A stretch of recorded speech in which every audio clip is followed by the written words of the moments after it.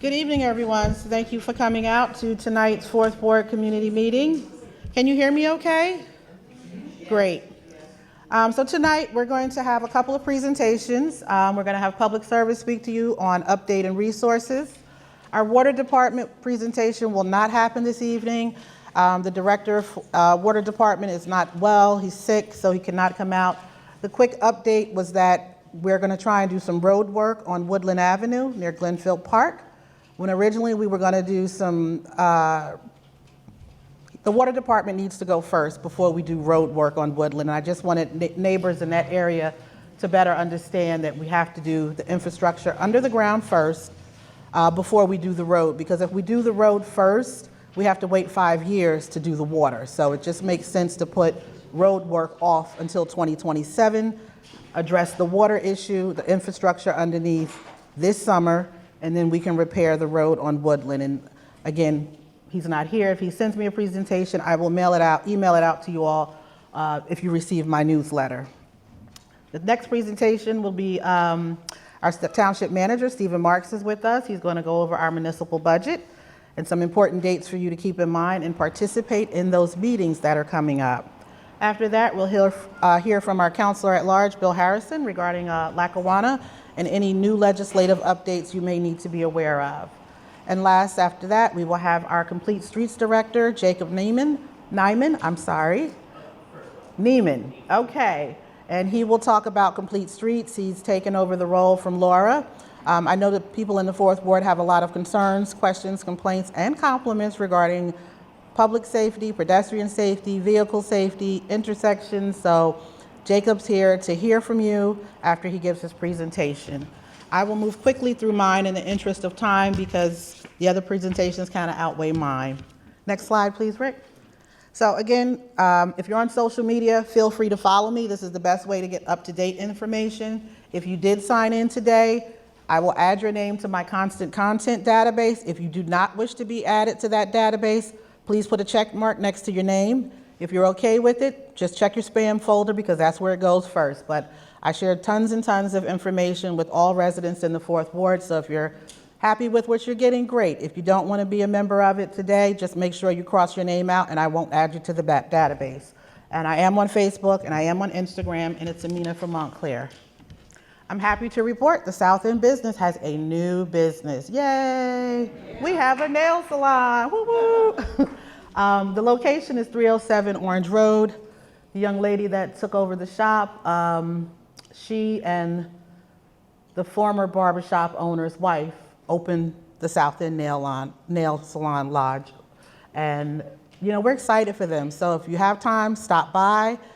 Men, you're welcome to join there too, okay? So please support this business. It's important to the business district. We're very happy to have Chanel and Laura opening this nail salon in the South End business. As I stated, our township manager, Stephen Marks, is with us tonight. He will go over these municipal budgets. These are the dates that I mentioned, so if you want to take a picture, you can. There's also some handouts here on the table of this exact presentation that he's going to give you tonight, all right? But I want you to make sure that you please participate. It's an engaging budget presentation, if you will, and it's your tax dollars, so you should have a voice. I always like to remind residents of our upcoming town council meetings. We have one tomorrow at 3 p.m. We have one next week at 5:30. We have another one on March 24th. It's at 3. Tomorrow. What time is it, Mayor? I'm sorry. 5:30. We're doing it at 5 tomorrow? Okay, thank you, Mayor. And just for the record, for the 2006 year, our meetings now start at 5:30 instead of 7 p.m. So just make a note of that. Yes, you can see it on TV 34 as well. Yes. They're going to go longer if we get home earlier? Well, the goal was to start early, and if we're going into executive session, we go in at 5:30 in hopes to be out by 7 instead of starting at 7 and going into an executive session and coming out at 9. That's the hope. That's the hope. So allow us some grace on that. We're trying something new this year. All right. So I always encourage our residents to please, if you want to get involved with your community, we have township commissions and committees. You can fill out a volunteer interest form on our website. These are all of our committees and or commissions, and we do have vacancies on just about every single one of them. And again, this is the perfect way to bring your voice, your expertise, your knowledge to the table and work with the council on whatever the subject matter will be. We have a Cultural Arts Advisory Committee, we have a Civil Rights Commission, we have a Housing Commission, we have Landlord Tenant Advisory Committee. We could use some help there, so if people are really interested in helping their neighbors, again, you just fill out the application online. It's the volunteer interest form. It gets submitted to our clerk, and then the council will review it, and we hopefully can appoint people very shortly after they submit an application. But I recommend everyone, just if you have the time and want to volunteer and help out, please put in an application. Next slide, Rick. I'm always talking about community events around town. I have materials here, just a gentle reminder that they're here. Take home what you want. We have to support our organizations, our small businesses. Many of these events are free, so just take whatever you need from off the table, and I just wanted to remind people they're there. We have some job opportunities at the township. You can visit our website. We're looking for a coordinator of community outreach, which is part-time and grant-funded. We need crossing guards. We need a CFO, a director of finance. We need a director of information technology and a violations clerk. Again, if you know someone that might be interested or you yourself may be interested, visit our website and put in an application. This new ordinance alert, it's going to go into effect March 17th, and it's for primarily the residents that are in the southern end of town. There will be a one-way stop sign there, and a one-way.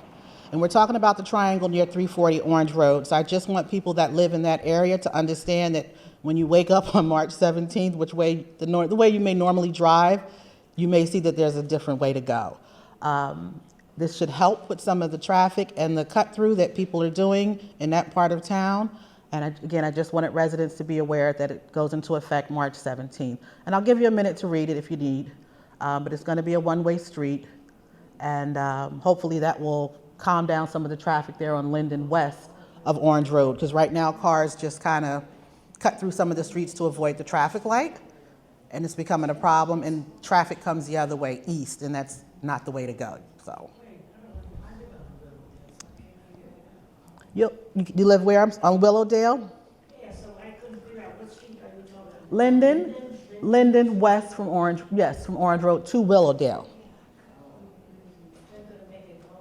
Yes. That should save you some troubles.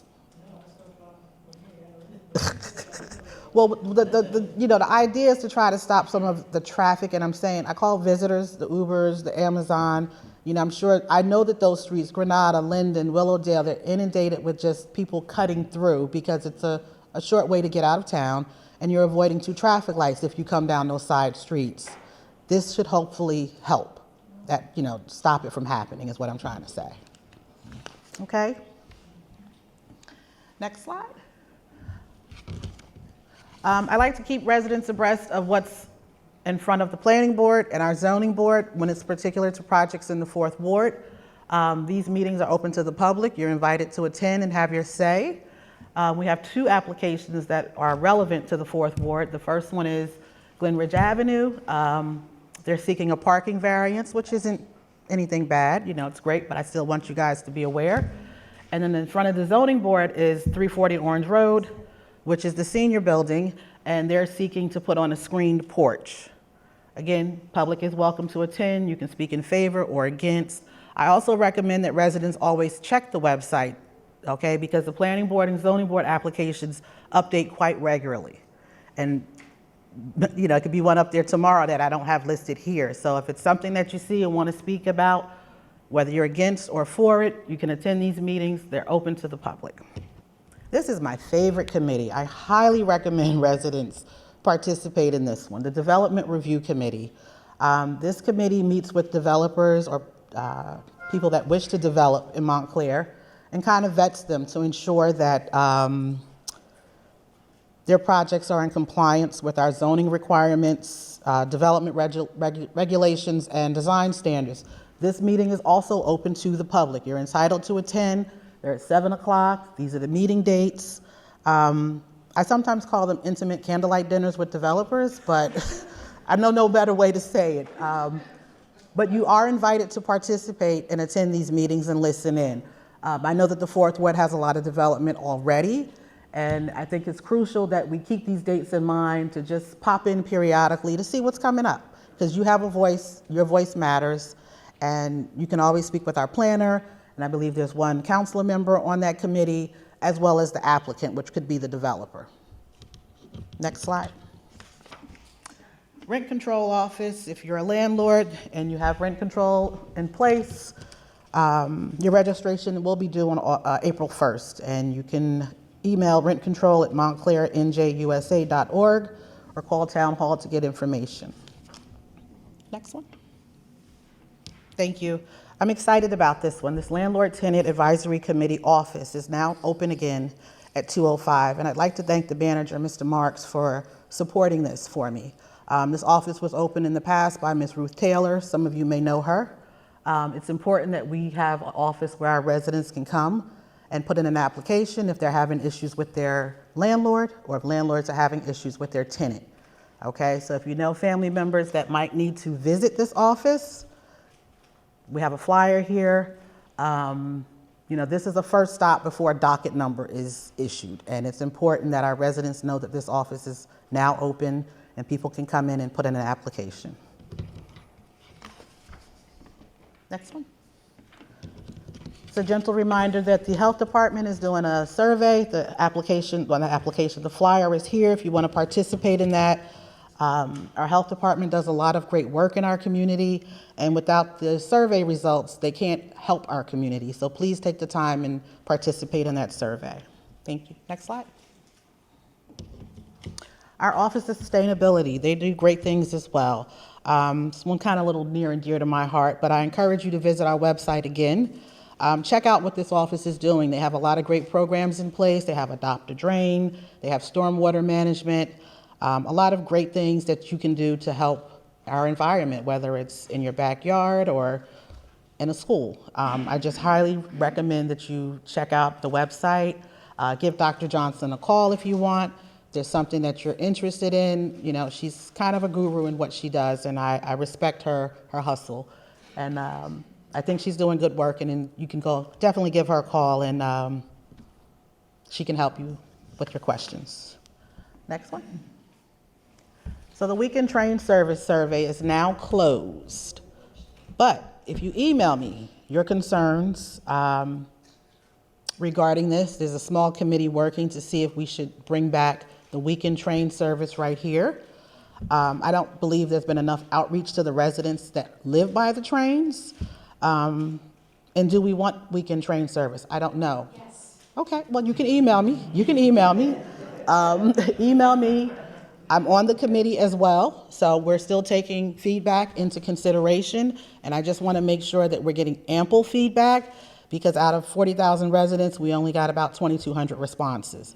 And I don't feel comfortable making a decision on 2,200 responses about bringing a weekend train service back until we get a more robust response from residents. Okay? Thank you. And again, please stay connected with our township. We have Everbridge. You can again go on our website, sign up. This is a free service. You can get all the text alerts you'll need for emergencies. You'll get our newsletter, etc. Again, no charge for that. It goes right to your phone or your email. Please visit the website and sign up for Everbridge. Next slide. Again, as I stated tonight, you're going to hear from Public Service.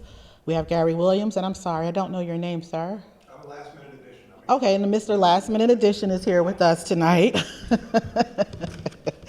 As again, Water Department will not be here, and after PSE&G, we'll have our township manager come up, and we'll take it from there. Next slide.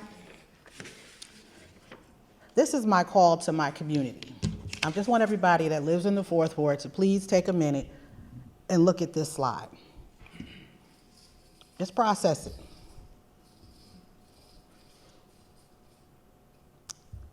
Thank you. Mr. Williams, I need folks at these council meetings. Your voice matters. It's that important. You get 3 minutes to have your say on whatever's on your heart. So I'm asking that Fourth Ward residents please start participating more actively in our council meetings. Thank you. All right, we'll hear from Mr. Williams.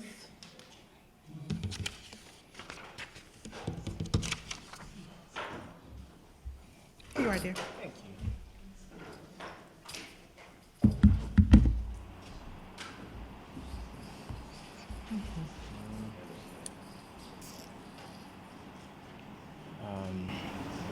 While my colleague Andrew is getting his presentation. Hello? Yes. Good, can you hear me? Yes. Thank you. While my colleague Andrew is getting his presentation ready, I just wanted to say first, good evening, and thank you again to Councilor Toller and to the mayor for having me. My name is Gary.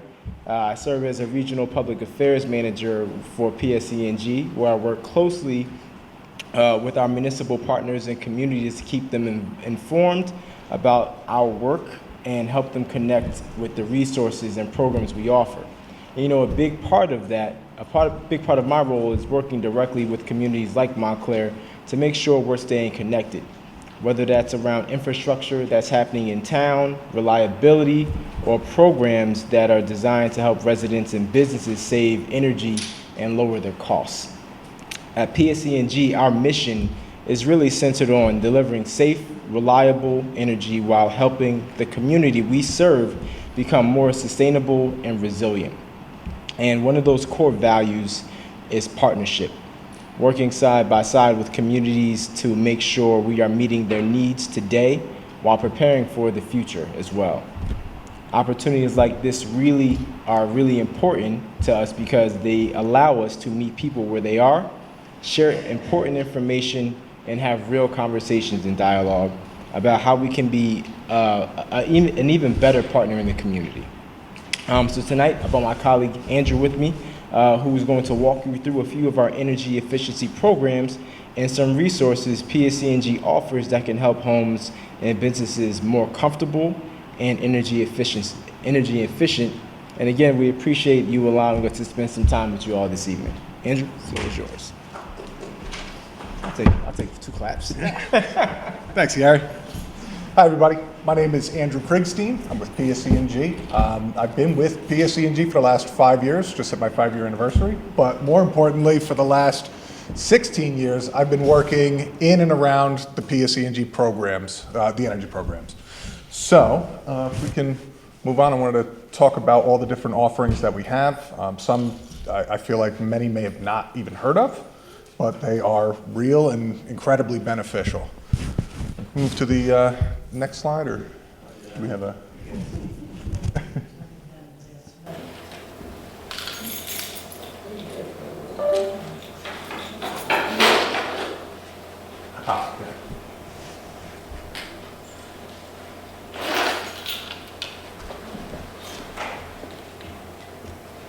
Okay, so we have several different types of programs. We have programs that are all geared around efficient products. We have demand response programs, which are, they help to regulate the usage that would prevent overloading the grid. We have behavioral programs, that's purely data analytics, energy reports showing you what your usage is in comparison of that usage. We have the Comfort Partners program, which is a direct install residential program, and then several more home assessment programs. So everything on the right is kind of lumped together, everything on the left a bit lumped together, and the bottom 2 are kind of in their own realm here. So if we move to the next slide. Okay, appliance rebates. Next slide. There's like 40 slides. They're going to be a little quick. All right, so customers can receive instant discounts that can be applied at checkout at participating retail stores, Home Depot, Lowe's, for different types of household appliances. They could be air conditioners, they could be dehumidifiers, things like that. You will see Energy Star certified products that qualify. They have a specific label on it where a rebate is applied at the register. So if you were to select the energy efficient model, you're going to get an automatic discount that's applied. If you were to purchase appliances that are Energy Star certified, but you didn't do this through one of the locations that we've partnered with to offer the instant rebate, you can process that rebate after the fact just by hanging on to the receipt and going to the PSE&G website for the appliance rebates, and you will get a rebate that's applied after the fact. Next slide, please. So you must be a current PS residential electric or gas customer to participate. You would have to either purchase the equipment at a retailer for the instant discount, and then for the ones that we're not sure of that you can hang on to your receipt, you could check at appliancerebate.pseng.com. See if that qualifies. Appliance recycling. Now, unlike appliance rebates, appliance recycling, next slide, PSE&G will pick up, haul away, and recycle up to 2 refrigerators or freezers per household. We will do this for free. Refrigerators, freezers must be 10 to 30 cubic feet and in working order. Sub-Zero brand appliances are not eligible, and many are not less than 30 cubic feet. Also, if PSE&G customers have old working room air conditioners or dehumidifiers, we will recycle up to 2 room air conditioners and up to 2 dehumidifiers per household during that same appointment. Next slide, please. Participation is limited to PS residential customers, but here's the rebate amounts. For a refrigerator, you get a $100 rebate. For a freezer, you get a $100 rebate. A dehumidifier, $35, and room air conditioner, $35 rebate. So if you had anything that's in working order, but maybe you were looking to upgrade, instead of tossing that old unit, put it through the PSE&G Appliance Recycling Program and you can get some money back. Yeah. HVAC instant rebates. PSE&G residential customers can get instant rebates on eligible equipment purchased and installed through a participating PSE&G program contractor. Energy efficiency upgrades, including a central or mini split air conditioning unit, heat pump, water heater, furnace, boiler, or Energy Star certified smart thermostat, may be eligible for rebates. Next slide, please. Must be a PSE&G customer. And rebates are available for air conditioning units, heat pumps, water heaters, furnaces, or boilers. The incentive brackets and the participating contractors can be found at pseng.com/HVAC rebates. This is pretty much across the board to anybody for any type of purchase, but then we have some programs that get more into more advanced rebates than what we offer here simply with the HVAC rebate. Next slide, please. PSE&G Marketplace. Next slide. To shop the marketplace, visitors must be current PS residential. I'm probably just going to skip that bullet point from everyone who's moving forward because we get the picture. Everybody here is pretty much PSE&G gas and electric. You'll be required to validate your PSE&G residential account, check prior to checkout to receive rebates. Qualified products include advanced power strips, air purifiers, smart thermostat, water fixtures like shower heads and aerators on your faucet heads, and more. Brands include Nest, Ecobee, Honeywell. All of these products are available at pseng.com/marketplace. Customer is responsible for installation of the products within 60 days of purchase in the home that's associated with the account. Limit of 2 per year for low flow aerators, low flow shower heads, and every 3 years, smart thermostats, air purifiers, dehumidifiers, and a limit of 4 every 3 years, advanced power strips, and window air conditioners.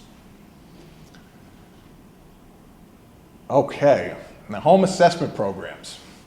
So these are great. This is where we partner with trade allies, contractors that are under contract with us to provide home assessments. We have different tiers and types of home assessments, but what they typically entail is a room-to-room walkthrough, as well as recommendations about how to improve the energy efficiency, health, and safety of their home. Think about if you ever heard the phrase an energy auditor.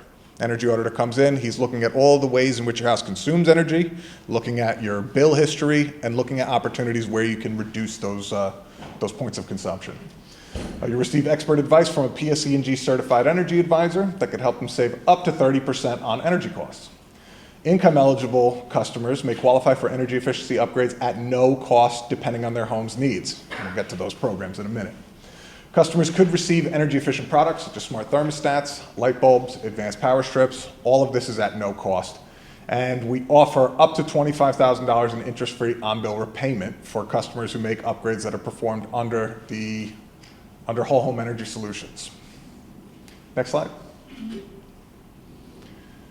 Okay, so this is where I was talking about how this kind of branches down into different tiers. So overall, for Whole Home Energy Solutions, we have home weatherization, we have whole home energy assessments, and whole home energy solutions. I'm not crazy about the naming of them, but there's nothing I can do about it. It's what they are. I think this gets a little bit confusing. Off to the side, we do have Comfort Partner Program, which is very near and dear to my heart. So you see, I'll talk a little bit more about that one when we get there.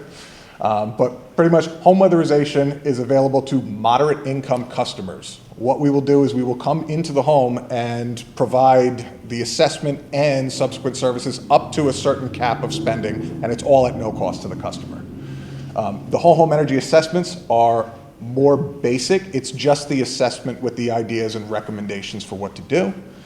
The whole home energy solutions used to be called Home Performance with Energy Star. I don't know if anybody's familiar with that, but what that did is you would essentially purchase, if you wanted to do an HVAC upgrade, a furnace or boiler, air conditioner, if you were to add air sealing and insulation and maybe window upgrades, the more you're saving in percentages, the higher tier of a rebate you would get. So you're having a project that's $18,000 of a furnace and attic insulation. If it saves beyond 20%, you will get a $6,000 rebate on that. And then you can finance that remaining cost up to $25,000 interest-free.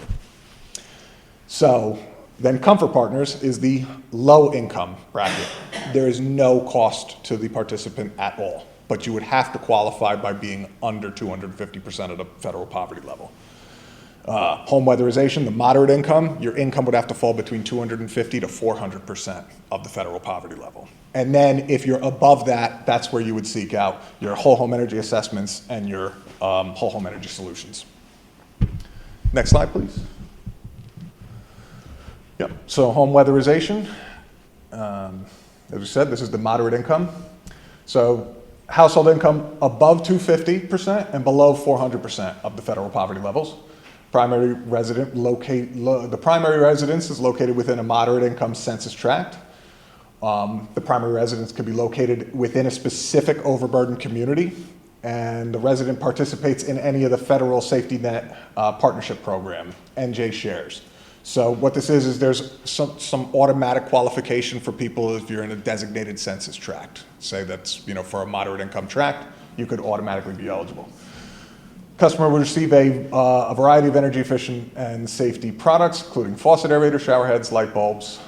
Based on the assessment findings, customer may also qualify for additional energy efficiency or health and safety improvements such as air sealing, insulation, ductwork sealing, dryer venting, heating and cooling equipment upgrades, and water heater replacement. And again, this is at no cost to the customer. The only difference between this and Comfort Partners is it's a higher limit, but there's tighter caps on what we provide that at no cost. So I think it's like a $7,500 for seasonal measures, but when you have a heating system, that's not included. That's separate. So, and that could be covered. It's really amazing. But to find out if you are eligible and if you can participate, PSE&G.com/home weatherization. All right, next slide, please. Whole home energy assessment. This is the very simple free walkthrough. Next slide. This is just somebody that's coming in, the expert that will advise you of what you would need in the home. They could also refer you to the best passageway based on the conditions. So either going the moderate or the low or the home energy solutions pathway. Next slide, please. During the appointment, the customer is going to receive recommendations related to air leakage, appliances, heating and cooling system. The program may also provide and install some energy-saving products such as power strips, the thermostats, shower heads. Some of those are like more giveaway items. They can be provided during the visit, but they won't be installed. They will just be provided to you. Some light bulbs, things like that. After the appointment, the customer will receive a customized report with recommendations about more steps, and that is the pathway into the other programs, whichever one is the best fit. And you can learn more about that at pseng.com/WHEA. We say WEA. Okay, and Whole Home Energy Solutions, formerly Home Performance with Energy Star. This is if you don't qualify for anything, because you're in an elevated income bracket. You can receive that same customized report with recommendations and steps to reduce your usage, controls, and take advantage of rebates up to $6,000 and interest-free on-bill repayment. So it depends on what work scope you get, how much savings are applied based on that scope, and that's where you would get a different tier of rebate. I think they go from $2,500 to $4,000 to $6,000 depending on what you're putting in, how much you're actually saving. Participating contractor will visit the home, test air leakage, they'll test carbon monoxide levels, hot and cold spots, cooling system efficiency, heating system efficiency, indoor air quality and insulation levels, and again, just reiterating all those measures that that they could be entitled to. And Comfort Partners. Comfort Partners. Love Comfort Partners. So, Comfort Partners, we co-manage this program with all 7 utility companies in the state, which is very interesting because there's no other program that does that level of inter-utility cooperation. We can partner with Elizabethtown Gas and do a project in Linden and Rahway, and we're both just doing one project essentially together. But there's no cost to any of what we do that gets translated down to the customer. So we come in, we do a free assessment. In that assessment, we are recommending a full work scope that's based on the needs of the house. We have certain spending limits, but they're more of a guideline, and it's determined by the consumption of the house. If you're in a house where you're having $500 and $600 a month bills, what that's translating to is a higher consumption, and a higher consumption gives us a higher budget to make recommendations to treat that house. Also, health and safety, primary focus. I mean, really of all the programs. But we will test for gas leaks, and believe me, it's not uncommon that we find them quite a bit, just old infrastructure, old piping. We are looking for moisture problems, we're looking for leaks, we're looking for places that we can mitigate any of those risks so we can safely weatherize that house. We want to make your home more airtight, and we want your home to be retaining the heat that you're paying to keep temperature of. That's the important goal. And we can't do that safely if we have problems like leaks or carbon monoxide or something like that. So we find that when we test older systems that are generating high carbon monoxide, we can replace them through this program. And it's all at no cost to that participant. Free, that's free. Totally free. As long as you qualify, as long as you, yeah. What's income eligible? It's 250% of the federal poverty level. So to give you an idea of what that is for a single person by themselves, it's about $39,500 per year. And then for every additional member of the house, roughly adding another $10,000. So a family of 3, I think, can make up to around $60,000 per year, and they would qualify. But if they're over that, but not by much, there's the moderate income program, which does a lot of the same things as Comfort Partners. There are just some more strict spending caps. Like they wouldn't spend more than $7,500, I think, on air sealing and insulation and everything else. But like appliances don't come out of that budget, and if it's a health and safety reason, they would do it anyway. So, yeah. So I qualified for Comfort Partners. My husband very cold winter because I couldn't afford to keep my heat on. Sure. Because it was $450 for a one-bedroom apartment. Wow. Per month. And Yeah. I couldn't, so I had like steam coming out of my mouth all winter. Yeah. Except for the bedroom. And the reason Comfort Partners did not work for me, even though I'm eligible for it, is because the particular contract that the landlord would have to sign, and I'm a former paralegal, so I agree with him, did not give him a chance to say, okay, you gave me these recommendations, I'll choose this or that, but it's that kind of a global requirement for him to say in advance anything the Comfort Partners decides to do, we'll do it and we won't have any liability for it. And I can take your information and send you a copy of that contract. So of course the landlord didn't want to do that, and I called back to Comfort Partners, they were very nice, but they said, no, this is required, you have to have this global requirement in advance. So there was nothing that could be done for me. So I'm hoping that I can eventually develop that. It would be really good to look at that contract and see if that's actually required. Yeah. Something to be done about that. I don't know, but that is a really good point. One of the major hurdles is if you are a tenant, you are required to have the landlord sign a permission form that basically says, hey, you are allowed to step foot on my property and make these recommendations and move forward with this work. In dealing with it in practice, we've dealt with a lot of landlords. We've had situations where, hey, listen, we don't want to do this, and that's fine. Well, it's not, the contract didn't say, yes, I agree that they'll come to the property making recommendations. It outright said, you are signing to release us from any liability for any work we do. You have to agree to any work we do in advance. It didn't give him the opportunity to look at it after recommendations were made, and that's the specific problem he had. And I think that's very reasonable, actually. Sure, yeah. So I hope that PSE&G can look at that. I'm glad you're here because I was at Busan, probably I reach out to PSE&G. Yeah, we're about to order our new landlord permission forms for next year. So this is like right around the time that I'd want to sit and actually broach that subject with legal. Because that's not something I've heard before, but that's a really valid point. And that could be one of the reasons why we have that hurdle. So hearing that from that perspective is very, very valuable. Thank you. I Yeah. would love to be able to take advantage of that. Yeah, I'm gonna come around and get you my information, make sure we connect. Yeah, Two questions. sure. If you were gutting and rebuilding an old house, and you used all the energy efficiency standards which you're telling us about, would you as the homeowner possibly qualify for some sort of rebate from PSE&G?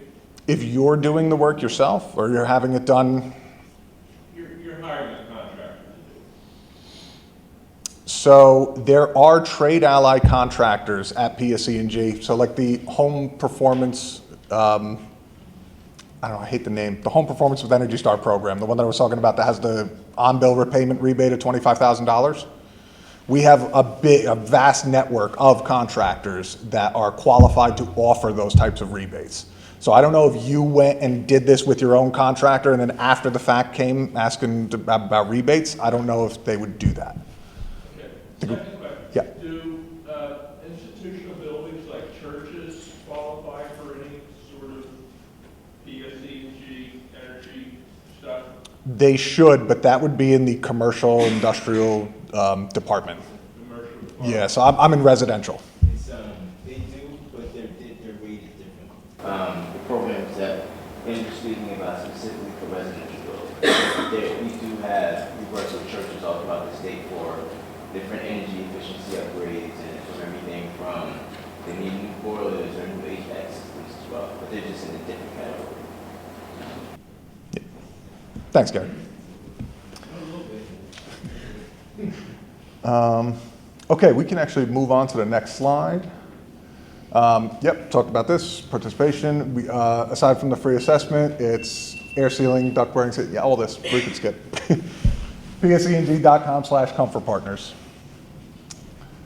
All right, so the behavioral My Energy program, this is just, as I said, it was about data. It's an opt-out behavior-based energy efficiency program. It's designed to help residential customers save money by providing them with personalized information regarding their electric and gas usage. So if you look at your bill, you see a lot of little graphs and tables. Hey, this is what you used last year at this time. This is what the average is for your neighborhood. That's all behavioral. And what the intention is that if we're presenting you with that information, you're at least seeing it, and it could be helping you realize maybe behavioral patterns and things like that. So you send out a letter every month? I get a letter, I think, every month. Yeah. You get a letter from, And I'm signed up for paperless, it comes every month. So what are we, does that mean we're misbehaving? I'm somewhere in the middle. yeah, I'm not entirely sure. So with the behavioral program, I feel like everything's being integrated also to the app. Do you have the PSE&G app? I do. Do you get that there? Then I would say just opt out. There should be a way to opt out on the form, yeah? I'm all online with PSE&G, but that comes in the mailbox all the time. Yeah, I mean, it's printed in color, it's really wasteful. It's beautiful, yeah, we don't need it. We can get it online. Okay. Yeah, it's crap. Yeah. How we coming to your house, to your. This is all incredible feedback. I'm going to take this back to the behavioral team and let them know that we're finding some redundancies. Yeah, that's certainly not the mission. But yeah, so I'm a little bit thrown off, especially because reading that this is an opt-out program. So it seems like maybe that's not hitting the right way if people are expressing interest to opt out and they're still getting letters. So we will pass the information along. Thank you. Let's see. Yep, so the main components are home energy reports, high usage alerts, home energy assessment tools, short surveys, and the online customer portal, which is actually That's where the really problem great. is, Where? at that portal. Oh, it's a port, what do you mean? Well, the online, what you're referring to, Yeah. that's where you can look for to opt out, to opt into. Oh, so you're saying you've done that on the portal? You've selected to opt out? Yeah. And you still get the, okay, so then it's probably just some problem with the portal. What probably is a problem. Yeah, well, that, But perhaps that they can look into it. yeah. And that's exactly what we'll report back. Appreciate that, thank you.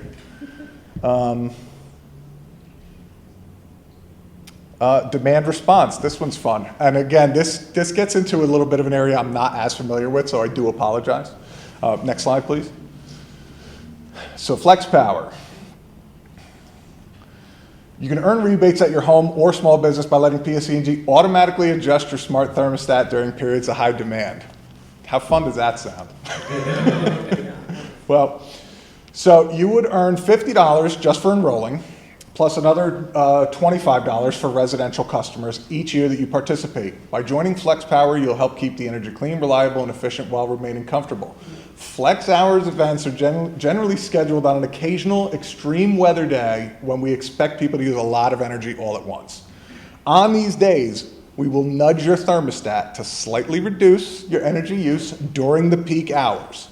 To keep you comfortable, we'll also cool your home a bit beforehand. But you are always in control of your thermostat, and you can opt out of events if needed just by adjusting your thermostat. So basically this is, if your thermostat is out of sight, out of mind, and the grid is suffering from a serious backup of a lot of people trying to use things, they'd want to see if they could drop it a degree, just to kind of keep the load on the system to make sure we don't have any rolling brownouts.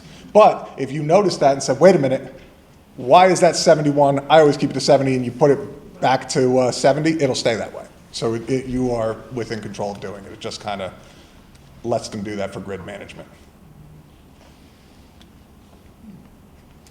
Small to medium-sized businesses with an annual average demand of less than 300 kilowatts must have a central air conditioner operated by a smart thermostat, and you must be connected to a reliable Wi-Fi network. Flex Hours events are scheduled on occasional extreme weather days when we expect people to use a lot of energy at once. Events will only take place from June 1st to October 31st on weekdays between 10 a.m. and 10 p.m. We'll adjust your thermostat setting up to plus or minus 3 degrees leading up to and during events. But again, you have the power to override that at any time. And you can find out more at pseng.com/flexpower. Okay, so I think this is just a recap of everything. I don't think there's much more content after this, but we have energy saving programs, all the programs that I talked about, those residential programs, pseng.com/homeenergy. There is bill payment assistance, pseng.com/help. We partner with various different other organizations that offer various initiatives to help reduce bills or help pay back bills and set up payment plans and things of that nature.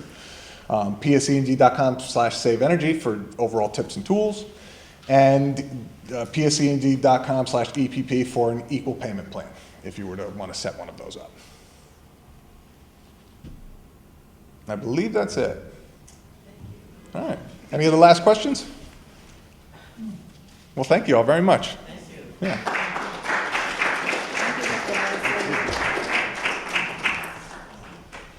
So that presentation, I'm going to ask Public Service to email it to me so that I can share it out with you via email, because there was a lot of information to process.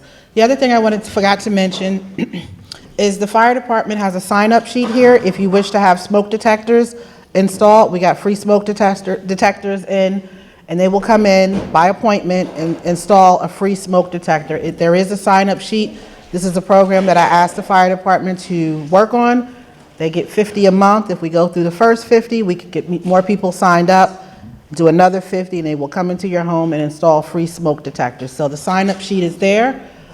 Next, we're going to hear from Stephen Marks, and while he comes up, I'll pass out his PowerPoint, if you will, so people can follow along, and he's going to talk all about numbers. Is that correct, sir? Come on up, Stephen.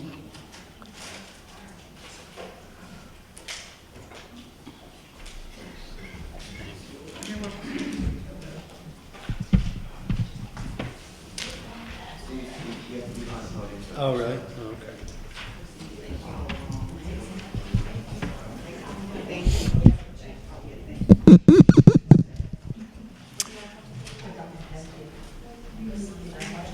So, good evening, everybody. My name is Stephen Marks. I am your friendly township manager. I've been here just about 1 year, come April, so a little over 11 months. Next slide. So it's probably not a secret to everybody in the room that Montclair has high taxes. So the Star Ledger just came out with a report that Montclair ranks number 13 among 565 towns in the state of New Jersey in terms of the highest residential property taxes. So number 13. The average property tax bill for 2025, the average, was $22,487, and the average assessed value, which is often, I'll get to that later, was approximately $639,000. That's in this presentation is in the handout, and it's also on the town website. Next. So this is what your property tax bill looked like last year. So, and there's if anybody wants to get a closer look, there's a board up here, and it's also in your handout in the presentation online. So the biggest portion of your property tax dollar, not a surprise, goes to the schools, and approximately 57.5 cents out of every property tax dollar goes to the schools. The county takes up approximately 15 cents out of every property tax dollar. The municipality, the township, takes up less than 25 cents out of every property tax dollar. And your local library tax is about 3.5 cents out of every property tax dollar. So just one point, you could eliminate, for those of you who want to complain about your taxes being high, the township that only controls a quarter of every tax dollar, we could eliminate, if hypothetically speaking, if we were to eliminate all municipal spending, it would only lower your taxes by about $5,000 on the average residential household.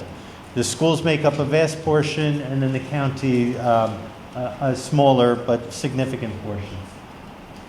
All of these numbers are in the handout. Next.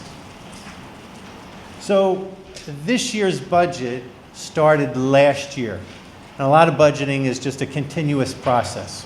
One of the most significant developments for this year's budget was the state of New Jersey, Department of the Treasury, came out with the health insurance premiums for what's called the New Jersey State Health Benefits Plan. So Montclair, along with many counties and municipalities across the state of New Jersey, provides health benefits to its employees. Montclair last year participated in the New Jersey State Health Benefits Plan for employee health insurance. And the state of New Jersey that runs the program announced that the premium on July 9th, 2025, the state came out with their premiums for the 2026 plan year, that were going up by 36.5%. That is a significant increase. To put it in proportion, or put it in perspective, rather, the town's municipal budget is about $107 million annually, and the employee benefits portion, the employee group health insurance, is about $10 million. So this one change was approximately $3.6 million increase to just one line item in the budget. If the town were to pass this along to local property taxpayers, it would be a 6.39% increase to your property tax bill just from this one line item. Next. You said if. If. So that's part of the presentation. I'm getting to the end, right? So in September, I issued a memo to all of the department heads in town, the police chief, the fire chief, the DPW director, etc., all of the department heads, asking for, November is budget season, so the department heads present their budget requests to the town for the following fiscal year. So this memo, which is in your packet, you can read it if you're interested, this memo did two things. A, it instituted a hiring freeze for non-essential municipal employees. And B, I asked for 3 budget scenarios from the department heads. a normal operating scenario, a frozen in time, basically give me your budget for 2026, but don't go above 2025 spending levels, and C, please give me a budget with a 5% reduction from 2025. So all of the department heads had 3 charges for their budget presentations. Next. So it was televised in November. I think it was November 23rd and November 24th. Each of the department heads made their budget presentations to myself and the Finance Committee. And this was broadcast, and you could probably still access it on the website if you're interested. Next. So in the state of New Jersey highly regulates county and municipal spending and budgets. So we're the only state in the union that actually requires municipalities to submit their budgets to the state of New Jersey. Specifically, it's the New Jersey Department of Community Affairs, Division of Local Government Services, and we have to submit our budget to the state, and they have to approve it before it gets approved by us locally. So the state, maybe 15 years ago, also passed 2 new laws. They're no longer new, but 2 laws about 15 years ago. One places a 2% cap on municipal not spending, a 2% cap on your tax levy. That big circle that you saw before, the quarter portion, that's the municipal portion, we are subject to a 2% annual cap on the tax levy. And then there's also a 2.5% cap on spending.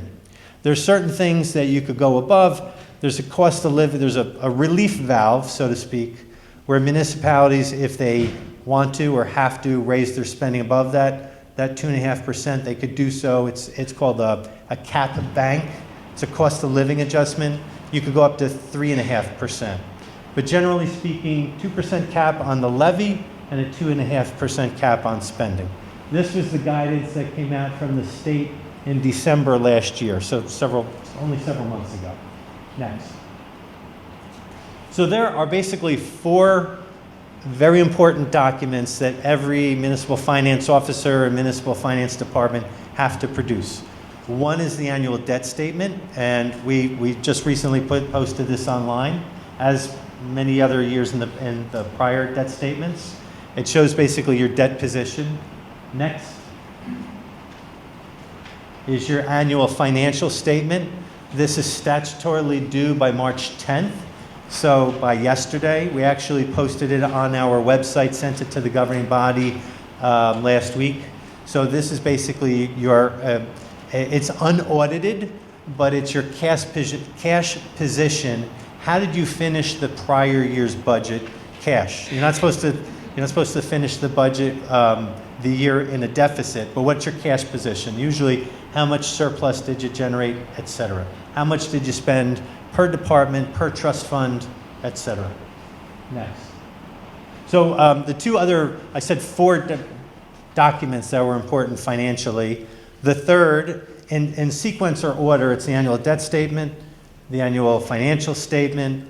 The annual budget has to be introduced by either the end of March or the first meeting following the end of March. So this year, the first meeting following the end of March is April 7th.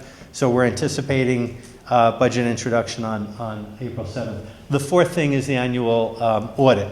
So you generally hire an auditor in January. They go through your books and they test different contracts and they go through your finances.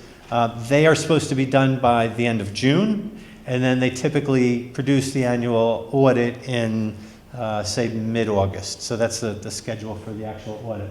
What is this? So when I was hired last year, one of the things this is my 2nd budget year. So last year I was a month or 2 in when the budget was produced. Last year's budget came in at 1.98% tax increase, so it was below 2%.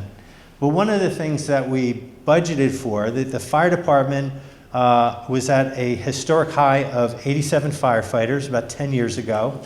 Last year, they were down to 70 firefighters. The fire chief's request to the finance committee, the mayor and council, myself, was to fund 77 firefighters. But there was a question amongst the council members and in the community, what is the right size of the fire department? I don't know. You know, I'm not an expert. I'm certainly not an expert. So we commissioned a report by two retired administrators. One was, so Matt Watkins is a retired business administrator from Bloomfield Township. He was the city manager in Clifton. He was the director of the New Jersey Division of Local Government Services, the agency that actually approves all of the budgets, the municipal budgets in the state of New Jersey. He was also on PERC, which is a big deal. It's a Public Employees Relations Commission. So he's a wealth of knowledge and experience. His business partner in this particular study was Chris Cotter. Chris Cotter was a career fire chief in Summit, New Jersey, in Union County. He retired as fire chief, and he was appointed by the city of Summit as their city manager. So Chris Cotter approached the study as both a retired fire official, a career firefighter, and as a city manager. So he was kind of wearing two hats. Again, the question of the report is basically to do an analysis of the Montclair Fire Department. You know, what are your findings? What are your recommendations? And one of the questions I was asked was, what is the right size of the department? So this study was commissioned mid-May last year. It took about 6 months. They've actually visited this building and met with the fire chief and myself and fire officials several times. They came up with 44 recommendations that are in the report. I'm not going to go through the recommendations. The study itself was delivered to the mayor and council right around January 15th this year, so a couple months ago. And it was discussed in committee and the finance committee. One of the things that you may have heard about is a memo or a directive that I had to the fire chief regarding this report. But it was really in relation to the budget and our financial challenges for this financial year. Next. So this is the actual memo that I sent to the fire chief. What it essentially does, it sets the table of organization for the fire department at 70 firefighters with established ranks, the chief, the deputy chief, fire captain, battalion chiefs, fire captains, lieutenants, firefighters, etc. It establishes that there are 5 fire apparatus. What's that mean? So there are 3 fire engines and 2 ladder trucks. So that's what the Montclair Fire Department operates under. I'm sorry. Oh. The gentleman needs to Oh, no worries. the parking there. I apologize. So one of the financial constraints, given that 36% increase in employee health benefits was, and the 36.5% increase in employee health benefits, the hiring freeze that we instituted, and the budget scenarios that we played out was, how do we save money for this year's budget? And that's the prime consideration for this directive in this memo. So if there are not the fire department's overtime expenditure last year was $1.75 million, $1,750,000. That's a significant number. The overall department budget is $10 million. So that's a significant number. We're trying to get the number down. There's different ways of doing that.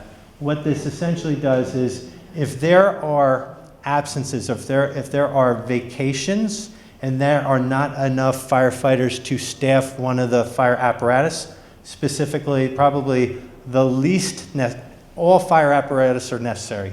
But if you were to pick out of the 5 fire apparatus, what is the least necessary, it would probably be ladder truck number 2 that operates out of the Upper Montclair Fire Station. So if there are vacations or other absences, and ladder truck 2 cannot be staffed, it is what's called browned out. Basically, it's taken out of service until staffing is sufficient enough to put it back in. It's not permanently taken out of service, but it's only taken out of service if there's not enough staffing. So making this one administrative change would, the min and the max would save a minimum of $400,000 and a maximum of about $1.4 million. It's a wide variety based on many issues, whether it's staffed by step 1 firefighters who are currently making $55,000 a year, or step 8 firefighters who are making $124,000 a year, whether overtime is necessary involved, or whether it's straight time. So that's why it's a broad swath of potential savings by making this one administrative change. We will continue to monitor the situation in terms of response times to make sure that the fire department is operating in a safe and efficient manner. Next. So we took a look for this year's budget. We actually did a review of revenues for 2020 through 2025 to get an idea of where the revenues came from. It's in your packet. It's online. I wouldn't expect you to look at it now, but it's probably not a surprise that the vast majority of the local budget revenues comes from property taxes. Next. So this is a pie chart of where the revenues come from for the town. So 62.5, the town's tax levy for 2025 was approximately $62.5 million. The next portion of the budget in terms of revenues, pilots, which are payment in lieu of taxes that redevelopers pay to the town, cable TV franchise fee and the hotel tax and other similar fees add up to $9.1 million. Next, when a surplus. So a surplus is not a static thing. It's constantly changing. So it's kind of like if, for those of you who have a checking account, it's kind of like your checking account, what's left over in your checking account at the end of the month. You pay your bills and hopefully you have a little bit left over at the end of the month. The Government Finance Officers Association recommends having 2 months worth of cash reserves, which is about 16.66%. Our total surplus, and again, it's in the annual financial statement, is about $16 million. So we're in terms of, make a check mark or in terms of our credit worthiness and operations, our surplus is in the right spot.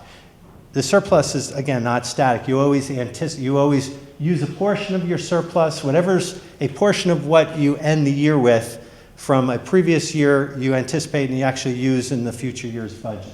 So we anticipated from 24 to 25 using $8 million in surplus, and you don't want to use more than you could regenerate. And then we're actually still paying off. When Montclair was a Type 1 school district, we're still paying off debt from the Type 1 school district. So this year, actually last year's budget was $7.7 million out of the municipal portion that is still paying for Type 1 school debt, et cetera. I won't go into the others. It's on the previous page. Next.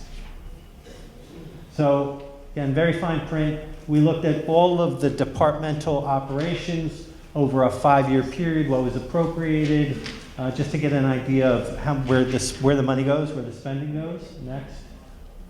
This is what it looks like in pie graph format. So probably 2/3 of municipal spending goes to public safety.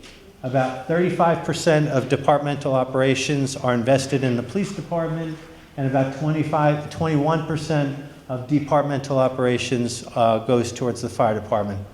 All the other departments in town are very small slivers: garbage collection, recycling, parks, roads, the tax collector, the tax assessor, etc.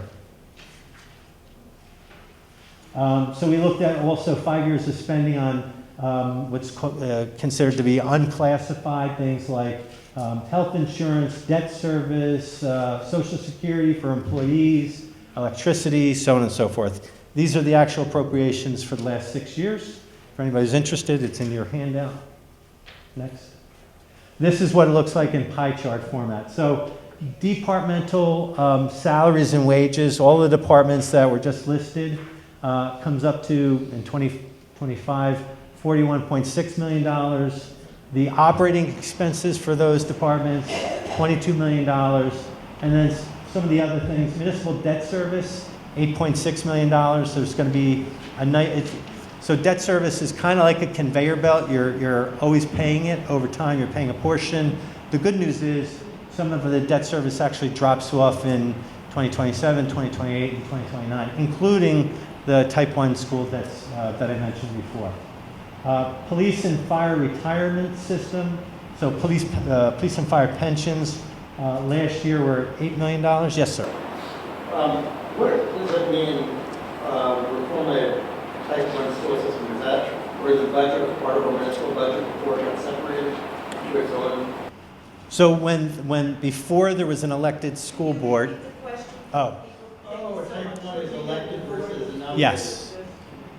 Why was there debt associated specifically with the appointed school board versus today an elected school board? Why would the debt classify differently? So all the other towns I've worked for have always had elected school boards, so I don't have direct experience in that. However, from what I understand, when you have a type 1 school district, type 1 is where the school board members are actually appointed by either the mayor or the mayor and council.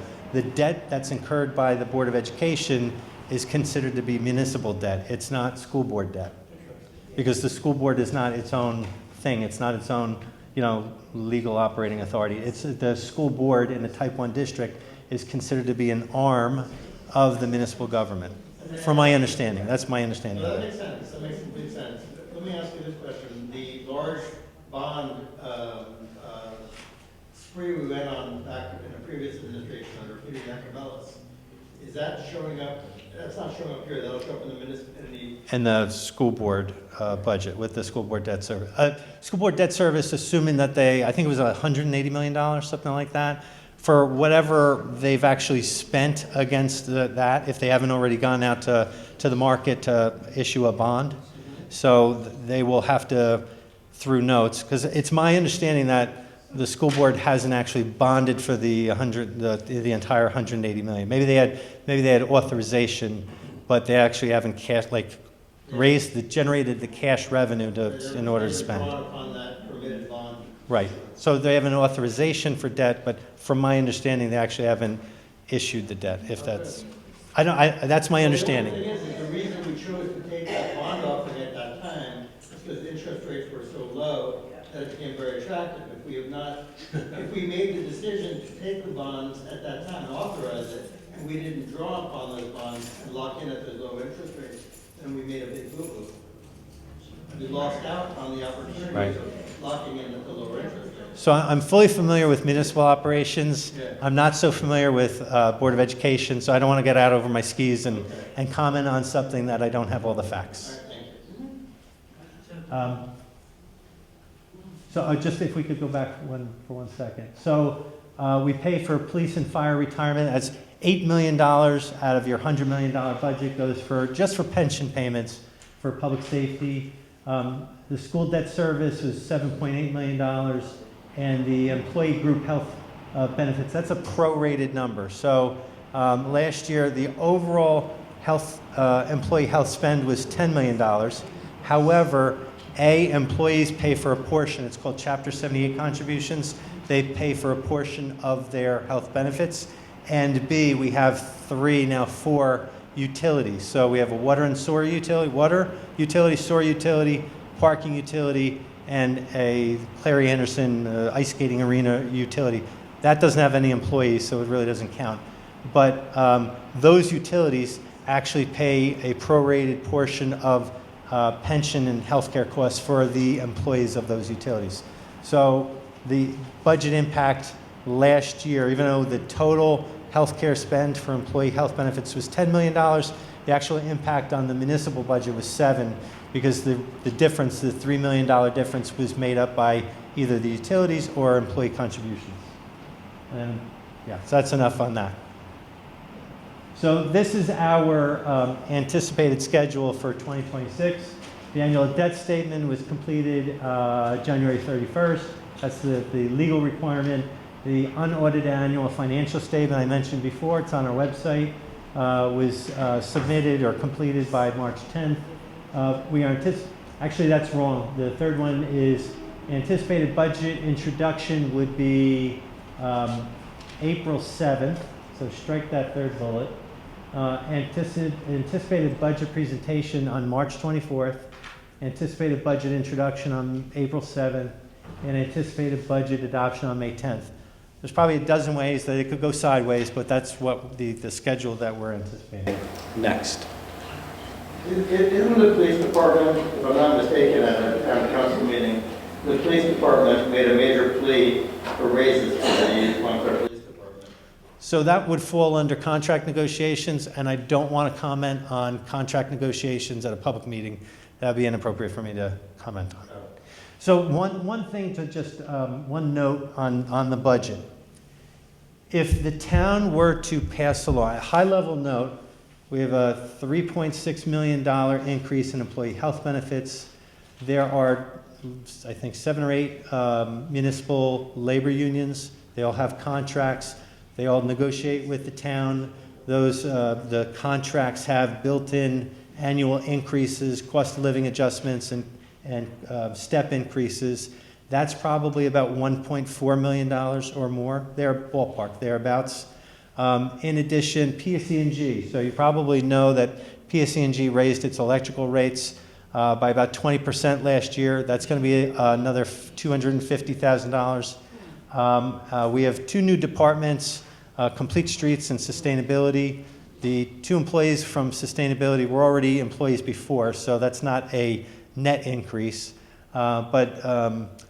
For basically the 2 new departments, that's about a $200,000 increase. That's about $5.5 million worth of additional spending on top of 2025's budget. In addition, the surplus that I mentioned before, usually you don't want to anticipate using surplus that you can't regenerate. We ended 25 with about $1 million less in surplus. Our cash balance was about $1 million less than the previous year. So that's $1 million less that we have to use towards this year's budget. Now we're up to about $6.5 million. The tax levy is about $64 million. If we were to, and this is an if, hypothetical if we were to pass along that $6.5 million of extra, either extra spending or less revenue, it would be about a 10% municipal tax increase on this year's budget. I don't think that's politically feasible. I am planning to deliver a budget. So under state statute for the council manager form of government and Montclair's ordinances, the township manager is the chief budget officer for the town. So it's my budget to deliver to the mayor and council. The mayor and council set policy. They are the purse strings of the town. After I deliver the budget to them, they could either accept the budget or edit the budget as they see fit. I would consider myself a failure if I didn't live within that 2% cap that the state has imposed. So we are considering ways of reducing spending that you'll probably, and one of those things was the fire department reorganization that I mentioned before, but we're trying to stay within the cap. We're not going to do anything that is going to put the general public at risk or anybody in jeopardy, but we're trying to be responsible in terms of delivering a budget, considering that Montclair's tax, position is number 13 in the state of New Jersey. I don't want it to be number 10. I don't want to go, up the list towards number 1. I want to go down the list. So we're planning to deliver a budget that's within the 2% cap. Yes, sir. This is my first township meeting, and I was wondering, you've done a great job here, and obviously know what you're doing. Do you have any control over the Board of Education? Zero. And why? Can you explain why that is? Because you obviously. I think I have as much control over the Board of Education as I do over the county or over the state of New Jersey. There are different political entities, right? So the municipality is governed by the mayor and council. They are the governing body. They set policy for the town. They approve resolutions, ordinances being local laws, approve contracts, and adopt the budget. They are in charge of the municipal government, right? There is a duly elected school board that is in charge of setting policy for the public schools. So they are duly elected by the residents and the voters of Montclair. as is the mayor and council. So they're two different bodies with two different functions, two different budgets, two different legal authorities. And a previous meeting, a resident said, well, what are you doing about the county? You know, we have to keep an eye on the county, and the county, I think the county has a $700 million budget or an $800 million budget, and the county has its own elected county executive and its own elected legislative body, the County Board of Commissioners. They are duly elected by all of the residents and the voters of the county. That's not our legal charge. I have absolutely zero authority. I think the mayor and council have zero authority over the county and the county budget, and maybe they have some political influence over the school board or things that happen with the school board, but they're two distinct, different organizations, legal constructs. You know, legal authority is different. It's just separate and different. Yes, sir. I have a question. You refer to us as we're the 13th highest property tax residential property tax in the state of New Jersey. Yet, if I look at the list of towns here, with the exception of Camden, which I don't really know, the Tavistock is a golf course community. Okay. So what I'm looking at is almost every one of these towns is a significantly smaller municipality and a significantly more affluent, homogeneous community. So presumptively, one could believe that as a larger scale town, we would have greater economies of scale, and because we're a diversified town, that our average taxes, the fact that we're that high means it's the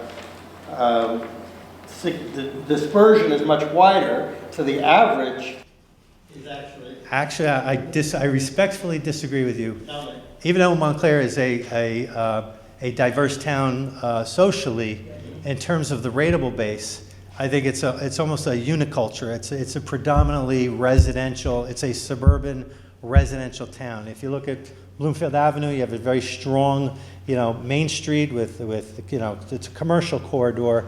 But in my estimation, I think it's over 10,000 properties, right? Line items, parcels. In Montclair, there's 2 industrial parcels, 2. So, in terms of a diversified tax base, it's actually not as diverse as one would hope or probably what you think. The housing stock range is pretty wide. It's predominantly single-family residential, suburban,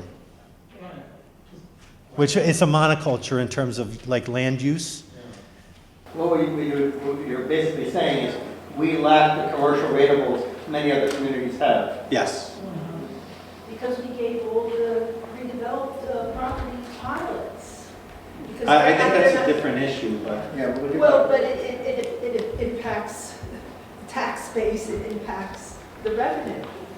If you give something away, discount, well, who's picking up the slack? I mean, the residents. Well, I think the question is, he hasn't gotten to it, I'm hoping we do get to it, because it is topical when Mr. Harrison comes to speak about Lackawanna, is whether or not pilots have proven to be net beneficial to the town, and in fact, if the pilots have generated more revenue than if it had not been a pilot in terms of revenues. So that's something hopefully we can talk about today. I don't want to step on his presentation, so I'll stop there. No, but it is something, it wouldn't be bad for you to bring up, whether pilots are something that you believe in as an attractive means of revenue generation for the town. So, I'm sorry, because I'm confused with one thing. I hear about what's going on with the fire department, and I know that we have this agreement with Glen Ridge. It's a very lovely, affluent community, and that they make a contribution of a certain amount, and they benefit from our fire department. correct. So is that just like my maintenance just went up 12.5%? Do they pay a cost of operating increase as time goes on? Are they playing a role in what they're getting, or they keep getting what they're getting and not giving us more money? So the actual fire study addresses a lot of that. The consultants did an analysis. According to their analysis, the value of the Glen Ridge contract is about $2 million per year. what we negotiated, what we get is about $1 million per year. So I think the value of that is significantly more than what they pay. It is a contract between two parties, and I have had a conversation with the Glen Ridge administrator. We will continue to have dialogue and discussions, but any amendments to that contract need the consent of both parties. And are we actively trying to do something about the fact? I don't want to Okay, divulge the I'm just saying, our I hope that conversations. we're actively trying to do something about it. I don't want to divulge the Okay, nature of okay, those discussions. There's a question in the back. Oh, yes, sir. You mentioned that Clary Anderson is a utility, Yes, but it has no employees. correct. So if they are generating a surplus of income, if that money's not going to salary or benefits, where does it go? So the question is about Clary Anderson. If they don't have any employees, where does the money go? So Clary Anderson had significant physical challenges. I went down there, I was hearing at council meetings from Clary Anderson users about kind of the decrepit condition of the building. I went down to see the building myself last year. What I saw was, and I've been a risk manager, insurance commissioner on the Garden State Municipal Joint Insurance Fund for over a decade. So I approach a lot of things from a risk management perspective. And I could tell you what I saw when I went down to Clary Anderson was very concerning. So there was, the roof was leaking, there was water intrusion going into the electrical sub-panel. A lot of and I don't want to go into it here now, a lot of the conditions at Clary were actually not code compliant. And my concern was, if it were to remain open and anybody got hurt there, that it would be the town's response. The town would be negligent, and it would be the town's responsibility. So what the mayor and council did last year, they did several things. So one was to create a utility. So a utility is basically it's an organization or administrative construct whereby the fees generated from the utility go back into the utility. If you're just a department of the town, any fees generated go into the budget of the town, and you're not going to see the revenue for that. But there was obviously physical infrastructure needs of the arena. So the mayor and council created a utility. So any fees that come out, skating fees essentially, any fees that come out of Clary Anderson will go back into its operations and the physical improvements that were necessary. That was A. B, the mayor and council, the fee structure, the skating fee structure for Clary Anderson was significantly below market value. So the mayor and council, by ordinance last year, significantly increased the fees, the skating fees for Clary Anderson. We went through an RFP process so there's four things. So the third thing is we went through an RFP process to find basically a management company to manage the arena for us. So their fee is about $12,000 per month. So it's annual. It's not just for the skating season. It's annualized because they're doing work on the off season. That's about $144,000 a year. And then the fourth thing was the township lent the utility $1 million to make those necessary repairs. So we didn't have those risks. So we are going through $1 million worth of repairs. We're repairing the roof. We're repairing the electrical sub-panel. We are making code compliant issues with stairs and a whole bunch of different stuff. That will add up to $1 million. So where are the fees going to from the skating fees for Clary Anderson? It's not for employees. It's to pay the management company to actually operate it, and it's going back to the town to cover electricity costs, because there's electricity that goes into a skating rink, and to repay the town for the money that the town lent the utility. That's essentially, even though it doesn't have employees, that's where the money goes. Any other questions? So this is a quick point.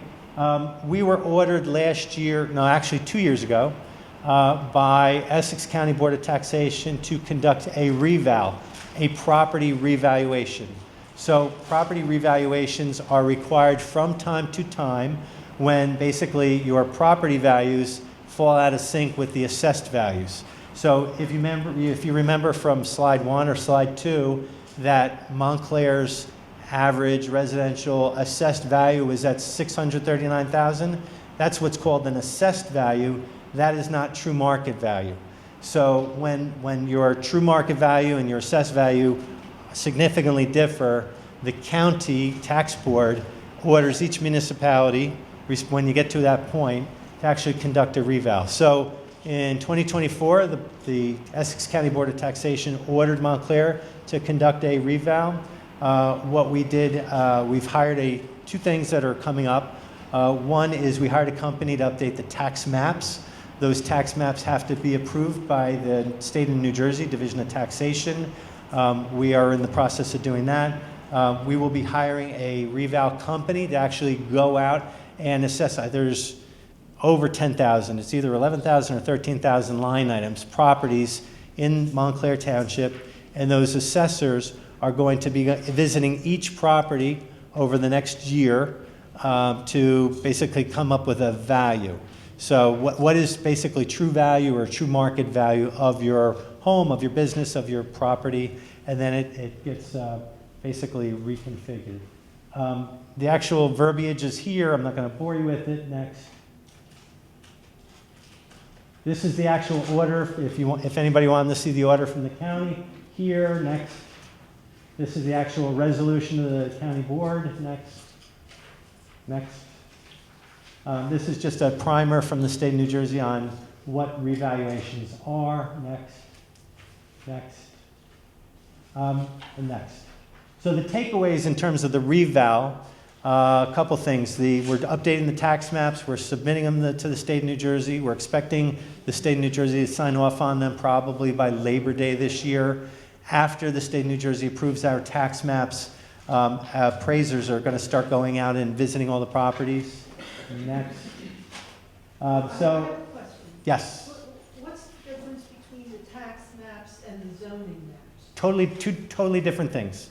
So the tax maps are basically depict the four corners of your parcel, assuming it has four corners. It doesn't assign the tax maps themselves don't assign a zoning value or a zoning overlay per se, but basically depict the size of your property, what's on it. Is there a single family home, a multifamily home, an apartment building, etc. That's the tax map. Zoning is an overlay of what's permissible under the zoning code. Is your property, if you wanted to put a farm on your property, is a farm allowable? If you wanted to put a factory on your property, does the zoning allow for it? So zoning is kind of what is permissible.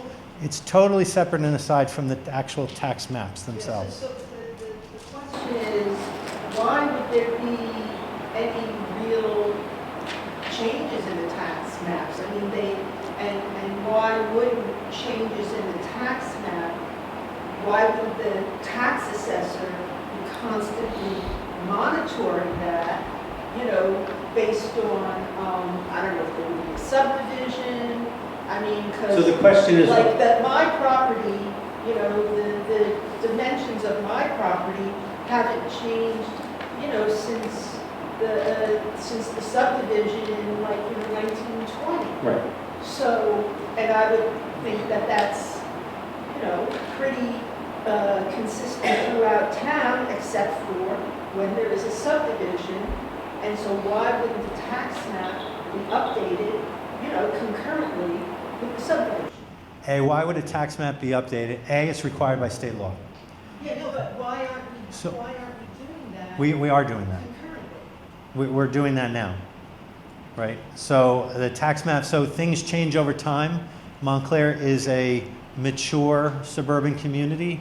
There's not a lot of new developments going on. However, over the decades, things change. So it might be a subdivision, right? Mature suburban community or Well, not? it depends on what ward you're talking about, let's be honest. Okay.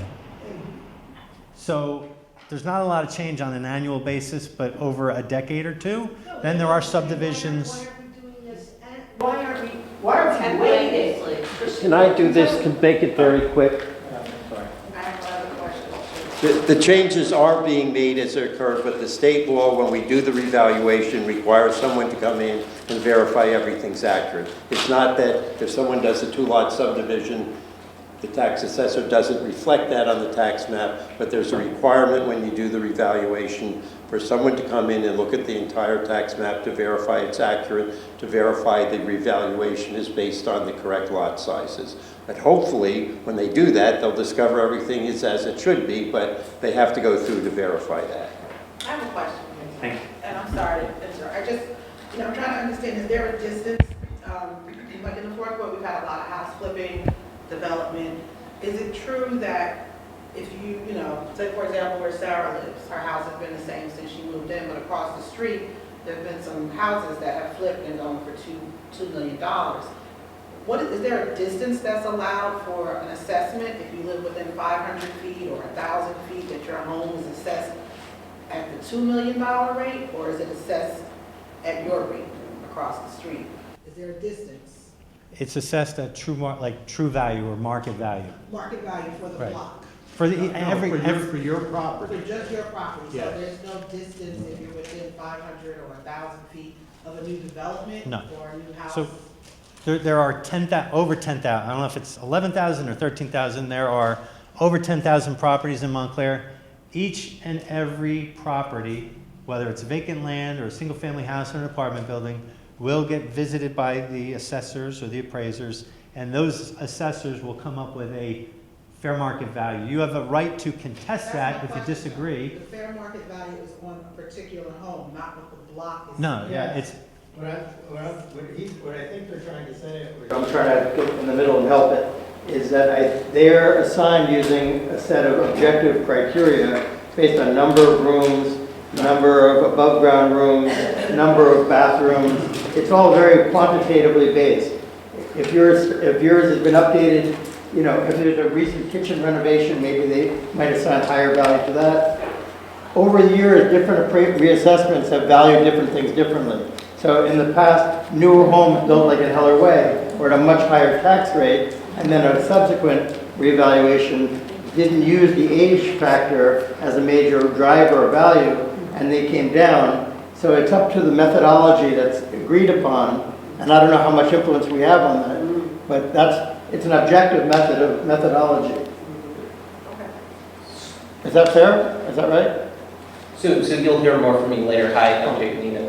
One of the other municipal government hats I've been known to wear is tax assessor. Not Montclair. Not Montclair. George Labrizzi, the assessor in Montclair, is quite good at his job, and so if you have any questions, his office will be more than happy to address them. But to your point, Councilor, and to the concerns of the public, assessments are done to fair market value, and the way you need to think about it in relation to your neighbor's homes is you would be comparing your home to a comparable home, right? What is the home that someone looking to buy a house in Montclair, a home like yours, what's another home they would consider? And so even if your home is right next door to one that sold for $2 million, if those homes are not comparable, if they're not ones that someone seeking to purchase a home would consider as well as your home, it shouldn't be compared to that. And so what makes a home comparable can be a number of different factors, right? And so in certain circumstances, maybe you're looking for a very specific type of home. You love a Tudor, and you only want to purchase a Tudor home.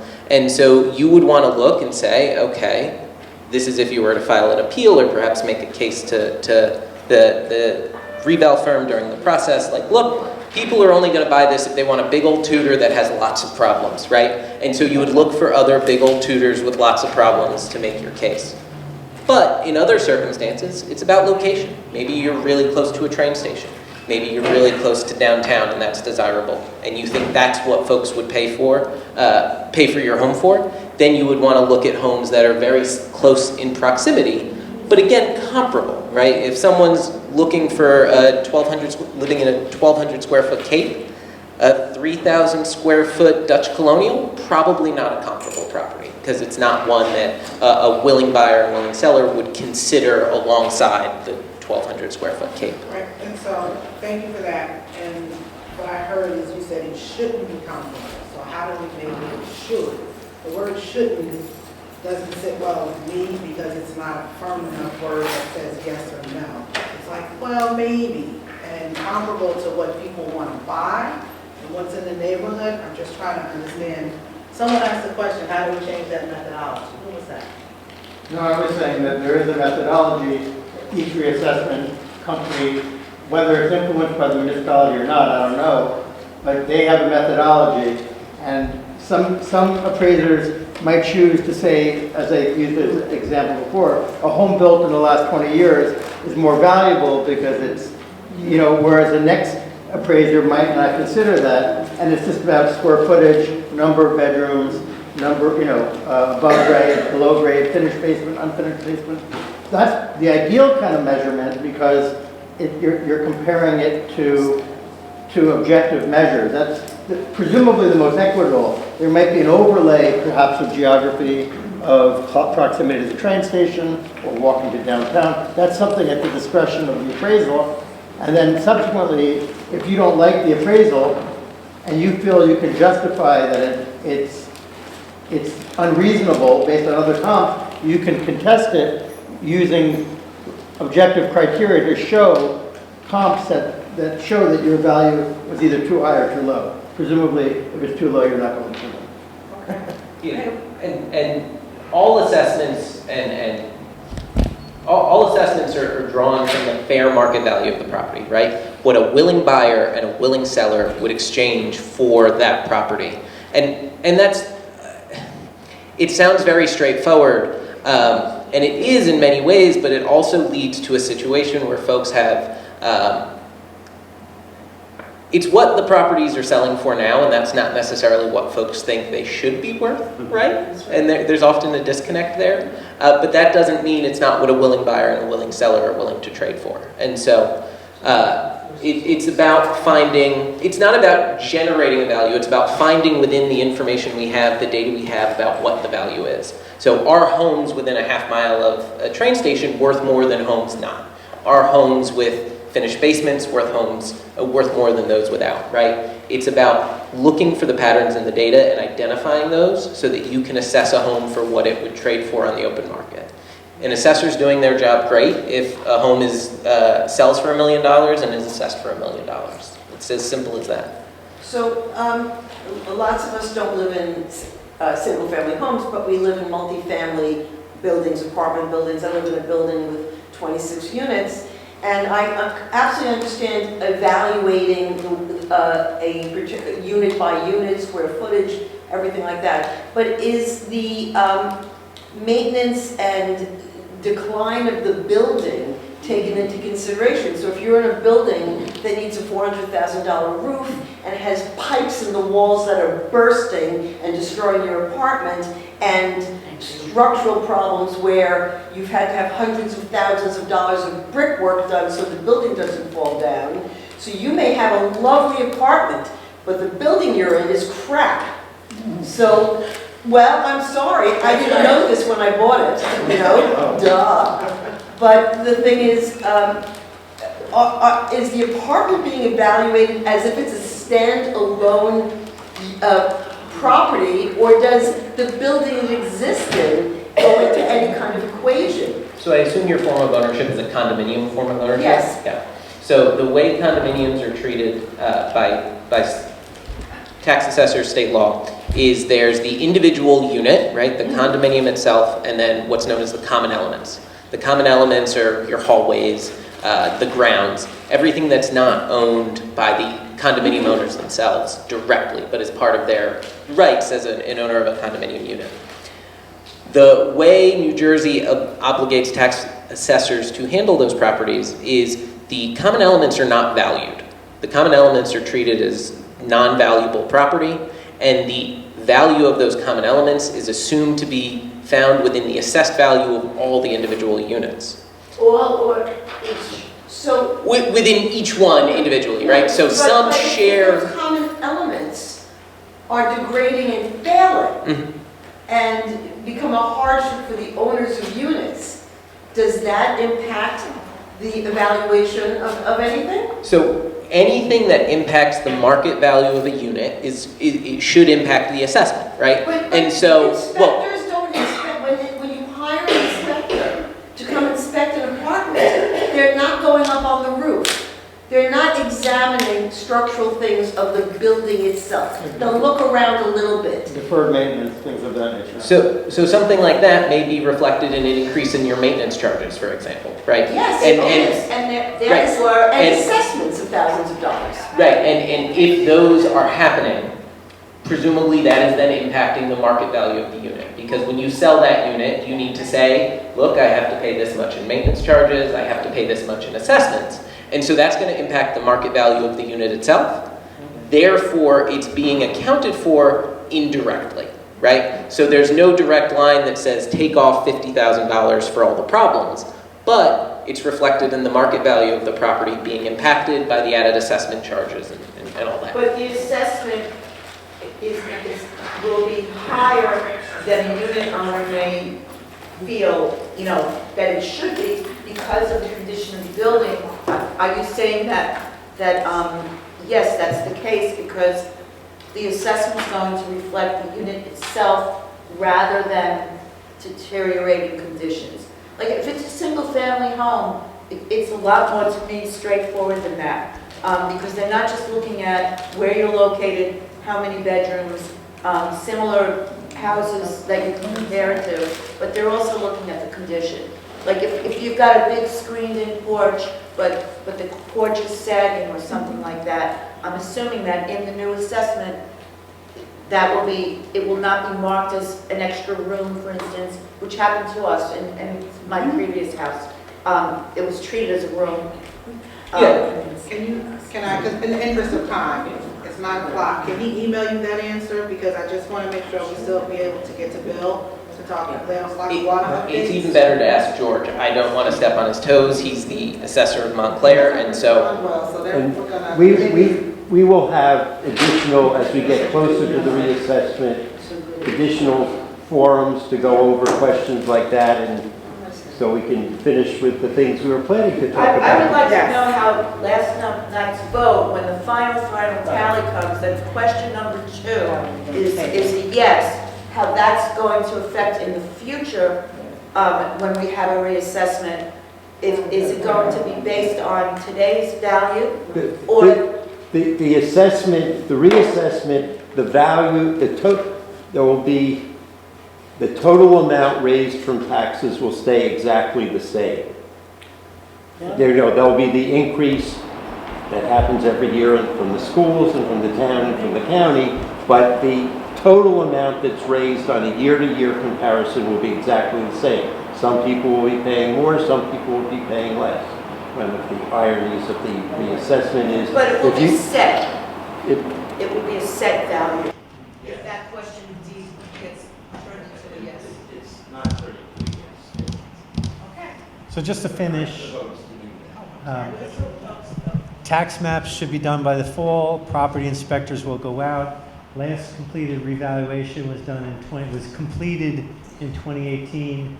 We're expecting to be revaluation completed by October 1, 2027, so about a year-long process after the inspectors go out this year. And the new valuations would go into effect for the 2028 tax year. So we have time. It's a long lead item, but just want to put it on everybody's radar. Do we have time for any more questions? There's a gentleman in the back. Yeah, sure, go ahead. So the question is, we're going to do the revaluation this year. It's going to be based on market value. So say a year from now, market values plummet, okay? And people do appeals and start winning. I would think it'd be pretty easy if that happens. Does everybody who doesn't appeal pick up that burden, or is there something in place that...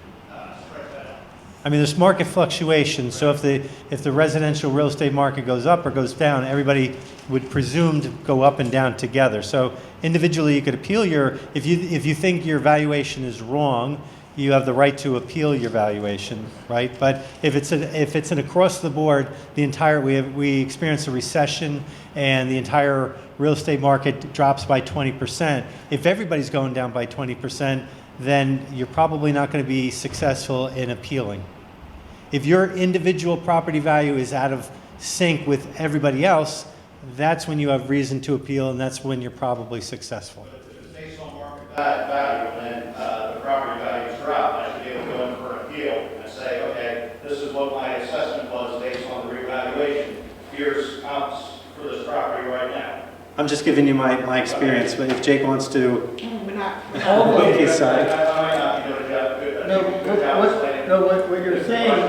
What you're saying is, the overall tax levy, the purpose of the reassessment is to make sure within the total gross dollar levy is that number stays relative. That's separate and apart from the appraisal. The appraisal is about the distribution of the responsibility of portion to that particular property, to that total number. And so if the property values drop, okay, and all they'll do is, yes, they'll maybe lower the valuation for your house, but they'll just raise the rate at which you're taxed at, so it'll equalize. You'll end up paying the same amount. Because it's your relative value times some multiple that determines what your gross taxes will be. And if everything drops 20%, well, the whole town presumably will be dropping 20%. So all they'll do is raise the rate. Everybody will probably appeal in that case. But that's... So what we're going to do is, I'm going to ask Stephen, the township manager. Hold tight, everybody. Just give me a second. Hello? Do you need a parking sticker? Okay. What I'm going to ask the manager to do is please ensure that our tax assessor, Mr. Labrizzi, is responsive. Send him your questions. Okay? Copy me to make sure that I see it as well. If you can make sure that George is responsive and gets back to people in a timely fashion, Stephen, that would be appreciated. This is a very sensitive subject, and it's been my experience responses aren't great, and hopefully you can share with him that he's going to have to start responding to residents just a little more swiftly. With that said, I'm sorry to cut this part of the program off, but I really want Councilor Harrison to just share some Lackawanna updates with you. I don't know if we're going to make complete streets. Jacob, what are you thinking? You thinking we should do this another time? I'm happy to do that. I'm happy to do a quick one. I'm happy to just answer questions after, if that's easier for folks. Okay, so let's hear from Councilor Harrison right now. Thank you. If you have to do another one, I will ask that you bake for it, though. I can do that. I just didn't have time this time. After such good things. I did not have time, y'all. I'm sorry. Okay, so Lackawanna used to be a nice train station. Now, now it's proposing to be redeveloped. I'll try and do this quickly.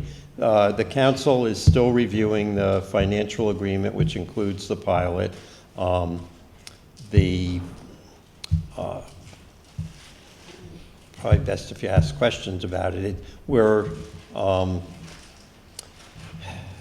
The council approved the redevelopment agreement, so that requires the redeveloper to submit an application to the planning board by September. So that will start the process where once they get planning board approval, which will probably take 6 months, because there'll be a lot of public interest, that they can actually start developing the property.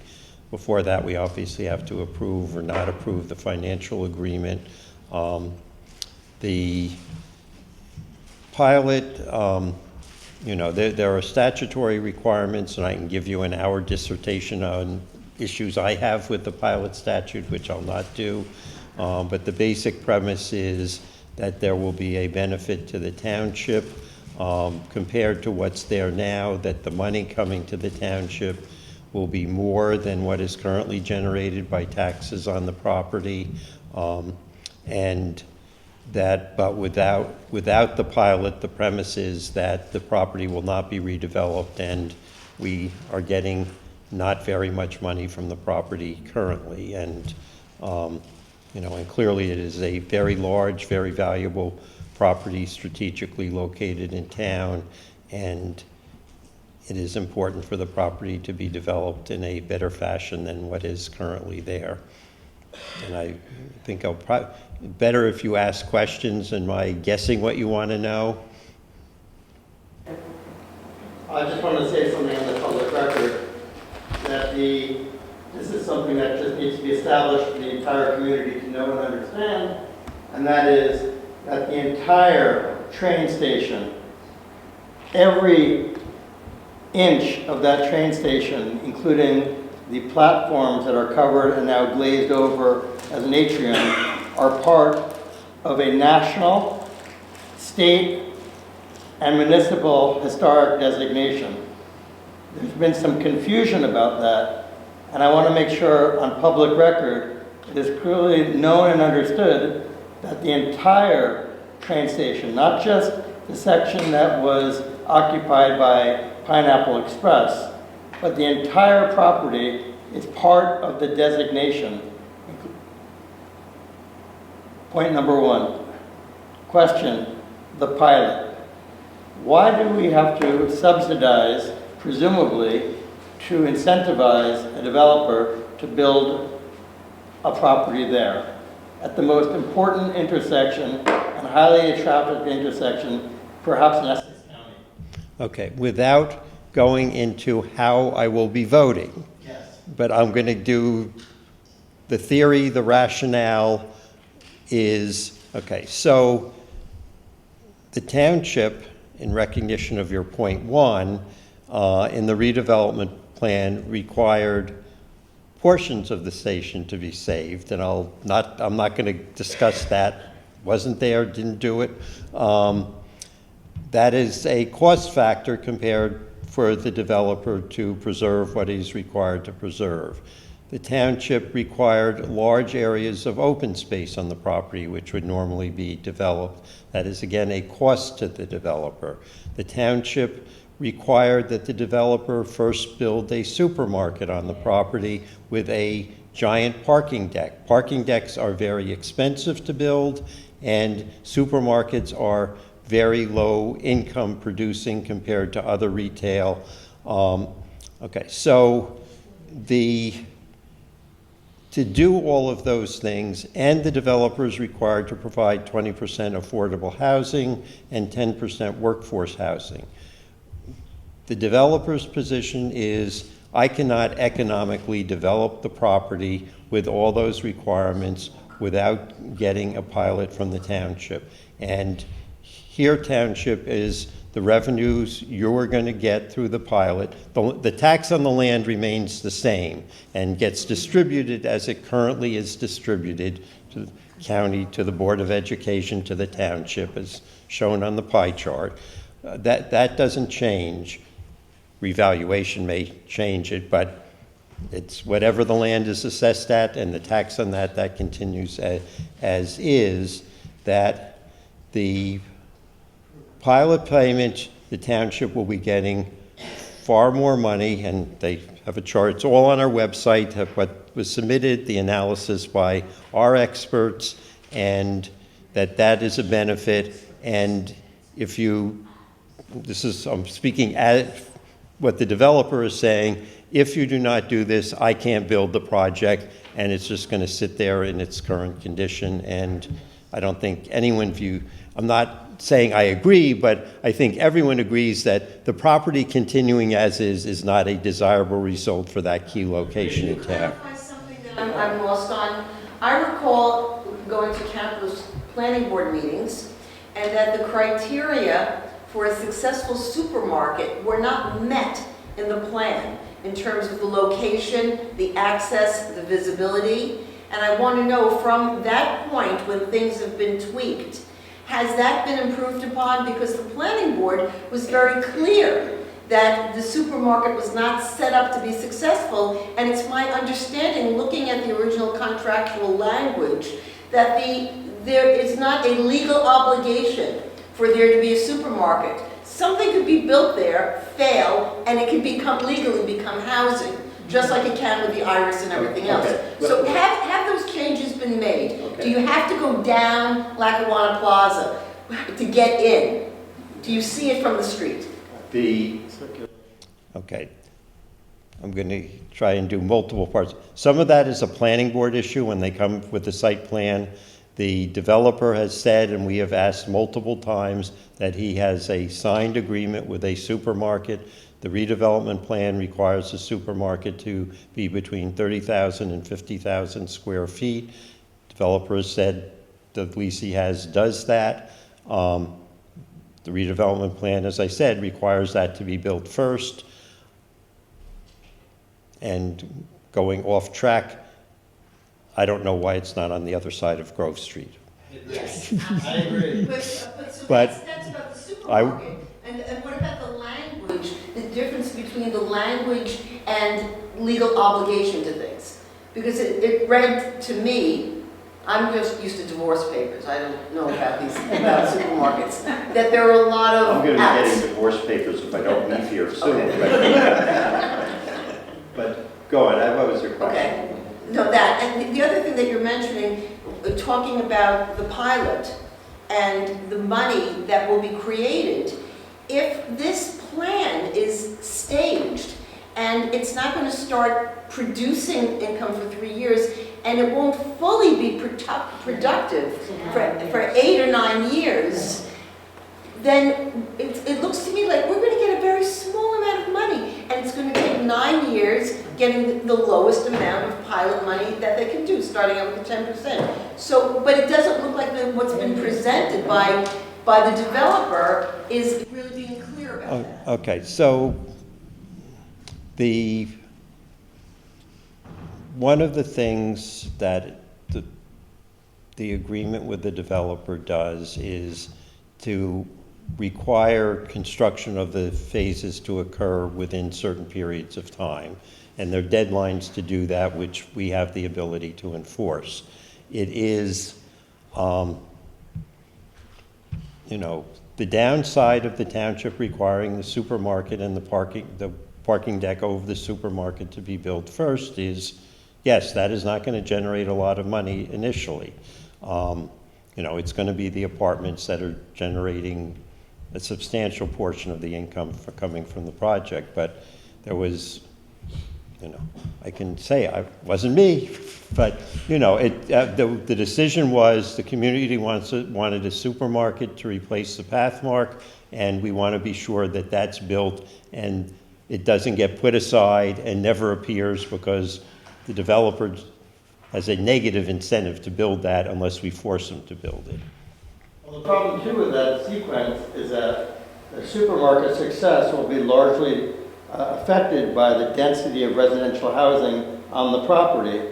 And so by waiting to do the residential after, a supermarket might be less incented to lock into a lease with them or demand concessions.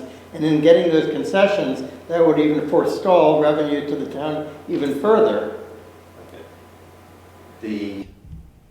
My time machine's broken and I can't go back and undo what the prior council did in adopting the redevelopment plan. I think one of the most unfortunate things the prior council did was to adopt the redevelopment plan as it was walking out the door and not say, we have a new council coming in 2 weeks, they should be the ones making the decision. That was Peter Yakubellis, the public record. Okay, I'm not going there. The DEP holding company. These people have to be held accountable. Is there another question? Sure. Are we done with this question though? Well, we're talking about like Never be done. No, I mean, Lackawanna, yeah, question about Lackawanna. So there's information there from a citizen group that makes this allegation, so I'm just gonna summarize that allegation and maybe you can reflect on whether that's accurate, what they're saying. They're saying that the phasing plan of the DP Holdings shows that the project is going to be only 16% complete by the end of the 3rd year. However, that Northwest, which I think is the advisory group to the council or something, is saying that it's going to be 100% occupied at the start of year 2. And so, you know, you can't be 100% occupied if you're only 16% complete a year later. So I'm wondering, is that true?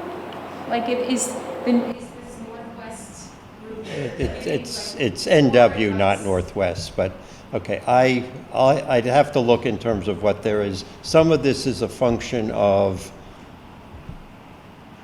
counting from year one when they're starting construction versus the pilot payments don't start until a building is built, occupied, and generating revenue. So that's going to be probably 2 years after they start construction. So it may be, we're talking about time period, developers doing time period from when they're starting to build, NW's looking at from when the first revenues start coming in. You know, as I said, we impose limits, deadlines when things have to happen, which are longer than 2 years. You know, the apartments are going to depend on market absorption. So just before just to clarify, my global understanding of that is that there's an accusation of some sort that Northwest is not. It's NW, not Northwest. Oh, sorry, thank you, Northwest. I come from the Northwest, sorry. That NW is not being fair in the information it's giving to the council, that they're not, that it's not being honest, that they're not an honest player. So I don't know, maybe you can't. No, I can. Okay, so I have both in my other life represented developers and represented municipalities and redevelopment agreements. I have always found NW to be very thorough, very fair, and you know, I have no question in terms of, you know, their reliability. They, you know, when I've represented a town and we've used them, you know, they were always looking at the best interest of the municipality. And on the flip side, when I was representing a developer, I viewed them as a pain in the ass of the questions they were asking my clients. So, you know, I don't have any problem with NW giving us accurate advice. Was it Mike Hanley that you worked with? Because, you know, And many of the projects, yes. His presentation with a fine-tooth comb, and the numbers that he produced, none of them make any sense based on the phasing plan and the construction timetable. And in fact, the attorney for BDP on the tax abatement application made a claim that the project would be fully realized in year 3, which is physically impossible because of the phasing plan and the construction timetable. Yep. So to me, that is evidence that they have just done, that they're not representing the town. They're representing the developer, because it's not in our interest to accept this pilot, this financial agreement as it has been drafted. I'm not going where I'm going as to voting. The issues you're raising have to be evaluated, but we are not and did not accept what the developer present. You know, the developer by statute is required to present a draft financial agreement, you know, with the terms for the pilot. We have not accepted what they presented to us. There are issues some of which we can address, some of which we can put deadlines on when they need to proceed with the different phases, but we can't really say start on this date, end on this date, because that's just not how the world works. But it's an estimate, right? You know, you can't predict the future, but the assumptions that you make have to be reasonable, and those assumptions that you make have to be based on other information that is readily available and which we have.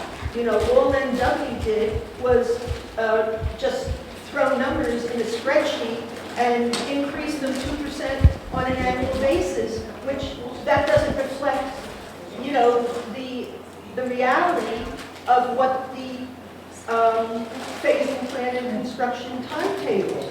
But you're taking the phasing plan at its maximum. that they will wait. What else can you do? What You else can can make you do? realistic assumptions as that. But there's been no assumptions disclosed. The assumptions that were relied upon for those financial pro formas all assume that the project will be fully occupied in year 2, which is not possible. And so it creates a revenue stream that is going to outperform the actual revenue stream. And that's not, that's not the only point. There's so many flaws. Well, that's my question.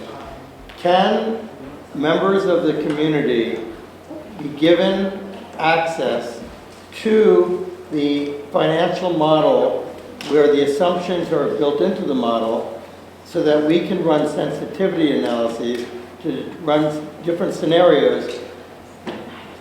Perhaps members of the town council might wish to do that themselves, but perhaps there are people in the community who specialize professionally in this area who would want to use that model and look at the assumptions and say, are these realistic assumptions?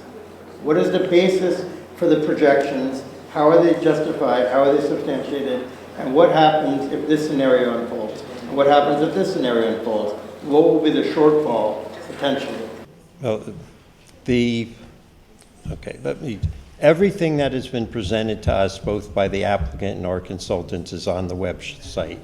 I've been assured it's on the website. I haven't gone through page by page, but it was all supposed to be posted so you can do your own analysis. To agree with Ms. Avery, you have to go through and make assumptions as to what's going to happen year by year by year, but that's not going to be what actually happens. It's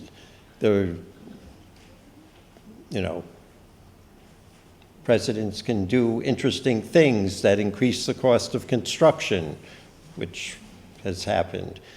Can do things. The cost of construction is not relevant, right? Because this plan, this financial agreement is not based on cost of construction. This financial agreement is based upon the future revenue stream.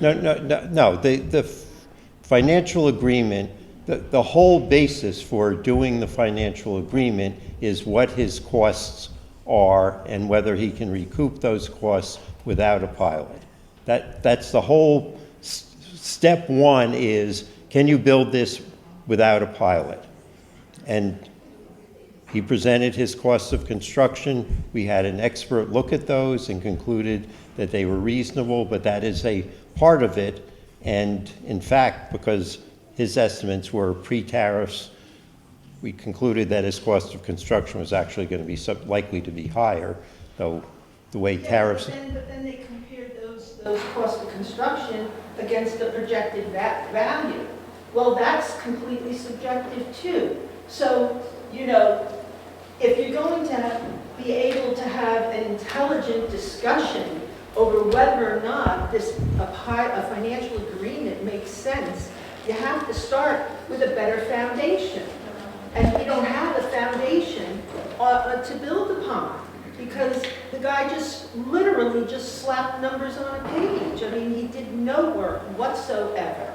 That's not accurate. Any other questions? This is just for my clarification because you're going to be able to answer this in a way that I'm sure I can feel confident. I'm not an expert in pilots. You definitely have expertise in this area, and I'm appreciative of that.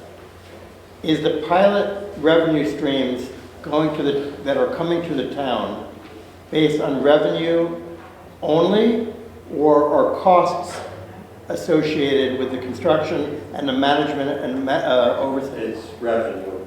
Pure revenue. So we are unencumbered by any of his costs associated, ongoing or initial construction. We're taking a percentage of top-line revenue.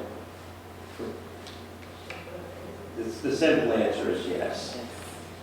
Okay. Thank you.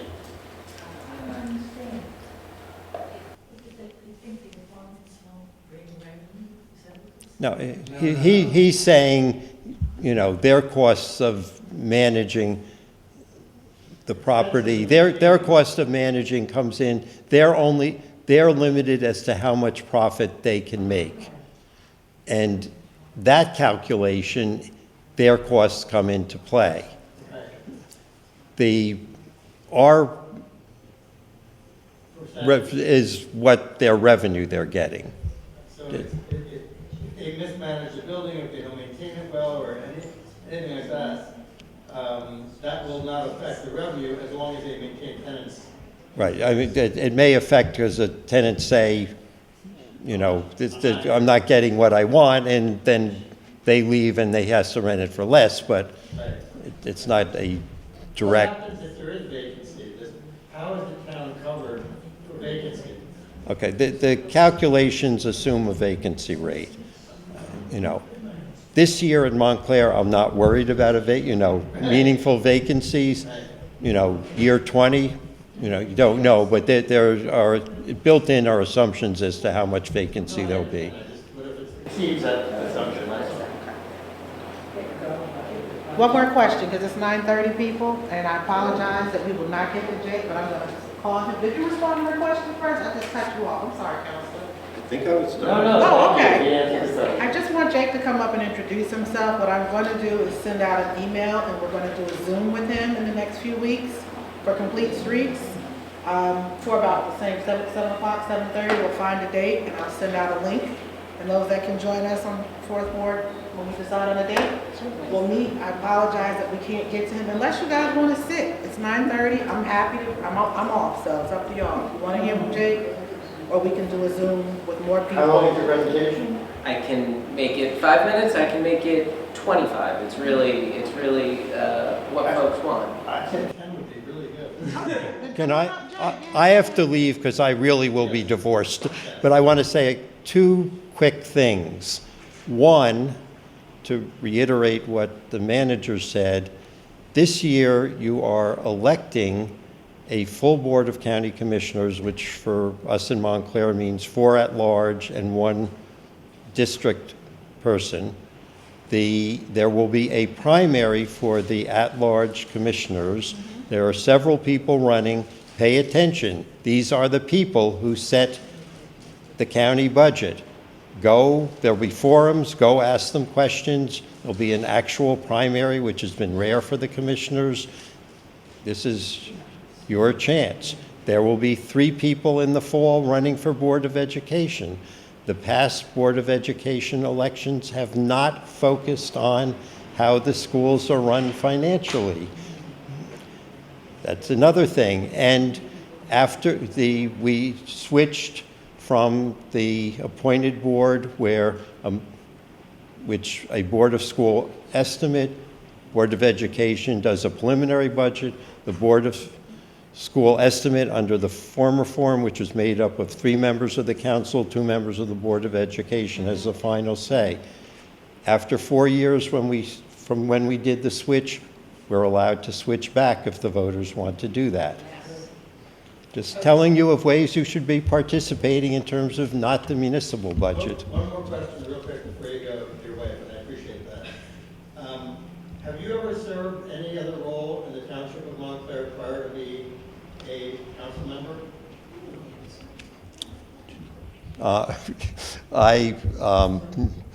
In 1978, I was elected to the Charter Study Commission, which led to this form of government, and from November of 1984 until October of 2025, when I was duped into going on the council, I was on the Board of Adjustment, and I was chair from 1987 until 2025. And have you ever, and you're a land use attorney, and have you ever been on the planning board of the Township of Montclair?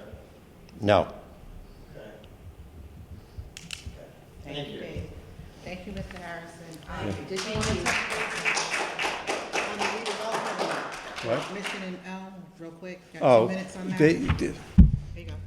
I want to go home. All right, just one more quick thing. Okay, so the council is scheduled to introduce an ordinance on next Tuesday. Will be the public hearing on it will be at one of our April meetings. The prior council, actually several councils ago, adopted a redevelopment plan for the area on the south side of Bloomfield Avenue between Elm Street and Maple Street. Nothing ever happened under that redevelopment plan. It was originally envisioned that the Bullocks, what is now the Bullock School, when that property was developed by the Board of Education, that would be integrated. The Board of Education had no interest in working with the township to come up with a plan to better integrate that with the town. The redevelopment plan provided for 6-story buildings along Bloomfield Avenue and multi-story buildings along Hartley, Mission, the streets going into Bloomfield Avenue. No one did anything other than the Bullock School was built until a developer came to Hartley Street and proposed a non-two-family, a multi-family building, several stories, that was not in character with the neighborhood. The planning board realized they had no choice. Well, they approved the application because the redevelopment plan allowed that type of building. Planning board realized that the redevelopment plan was not consistent with the current vision of the town.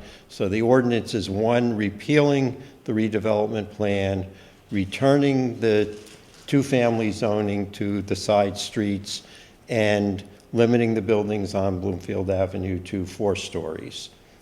Yes. Several of those buildings in that area are listed as historic parcels. What does that mean? Okay. It means that any application involving those parcels has to be reviewed by the Historic Preservation Commission, which makes a recommendation to the planning board or zoning board, depending upon where the application is. Hopefully they listen to the issues. Non-binding recommendation. Non-binding recommendation. Right. But that's Just like the what. planning board, non-binding. They made recommendations for Lackawanna that were. Oh, That was a different situation. Okay. Planning board, yes, makes recommendations on ordinance changes and redevelopment plans. Council gets to adopt those. Okay. Thank you. Good night. Thank you for being attentive. Thank you, Mrs. Harrison. Thank you, Mrs. Harrison. Hi, Mrs. Harrison. We appreciate you. Turn the camera so everybody can wave to her. We thank her. Turn the camera, Rick. Everybody's waving to Miss Harrison. We're sending him home. He's going home. All right, so with that, I'll turn it over to Jake. And don't forget, if you want to sign up for the smoke detectors, the sign-up sheet is there. They'll come to your house. Oh, yeah. And do you want to give me the clicker so I can... Oh, you have a presentation? Yeah. I'll be speedy, gang. I saw it in another community meeting, so I assume we don't do anything different. Thank you, Bill, for joining us.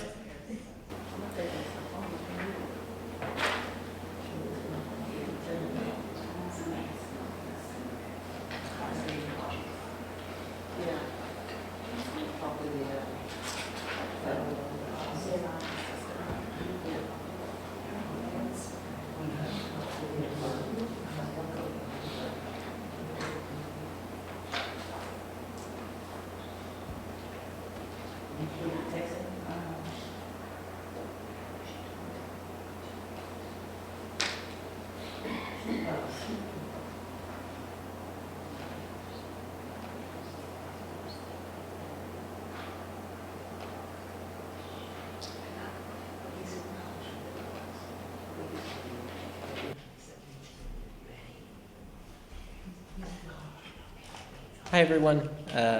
My name is Jacob Neiman. I'm the Complete Streets Director for the Township of Montclair. I'm going to be speedy about this, and I'm happy to also do a Zoom because I do realize it's late. I'm also available all the time via in-person. Stop by the office. I'm happy to meet closer to your neck of the woods if you'd like to walk a particular street you have concerns about or visit an intersection that concerns you.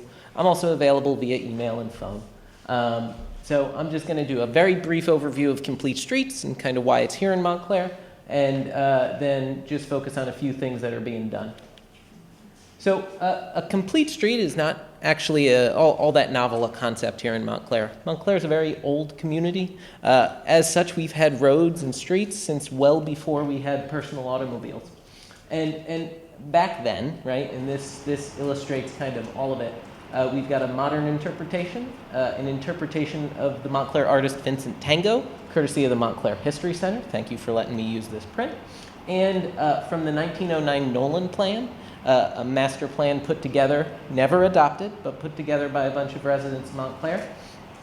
And what all of these indicate is that streets serve many purposes, right? They're home to vehicles, they're home to people, and they're home to animals and all of those things. And so complete streets, which are the idea of making sure that all different road users have space where they can go and feel safe on our streets, is not new. We've been doing it a long time here in town, and the goal of the Complete Streets Ordinance and my office is to make sure we can do that again and do so safely. Why are we doing this now? Because unfortunately, the need is very high. Post-COVID, New Jersey specifically, and Montclair as well, saw a significant increase in traffic fatalities and traffic crashes, right? It's very concerning when people are dying on our streets and roads.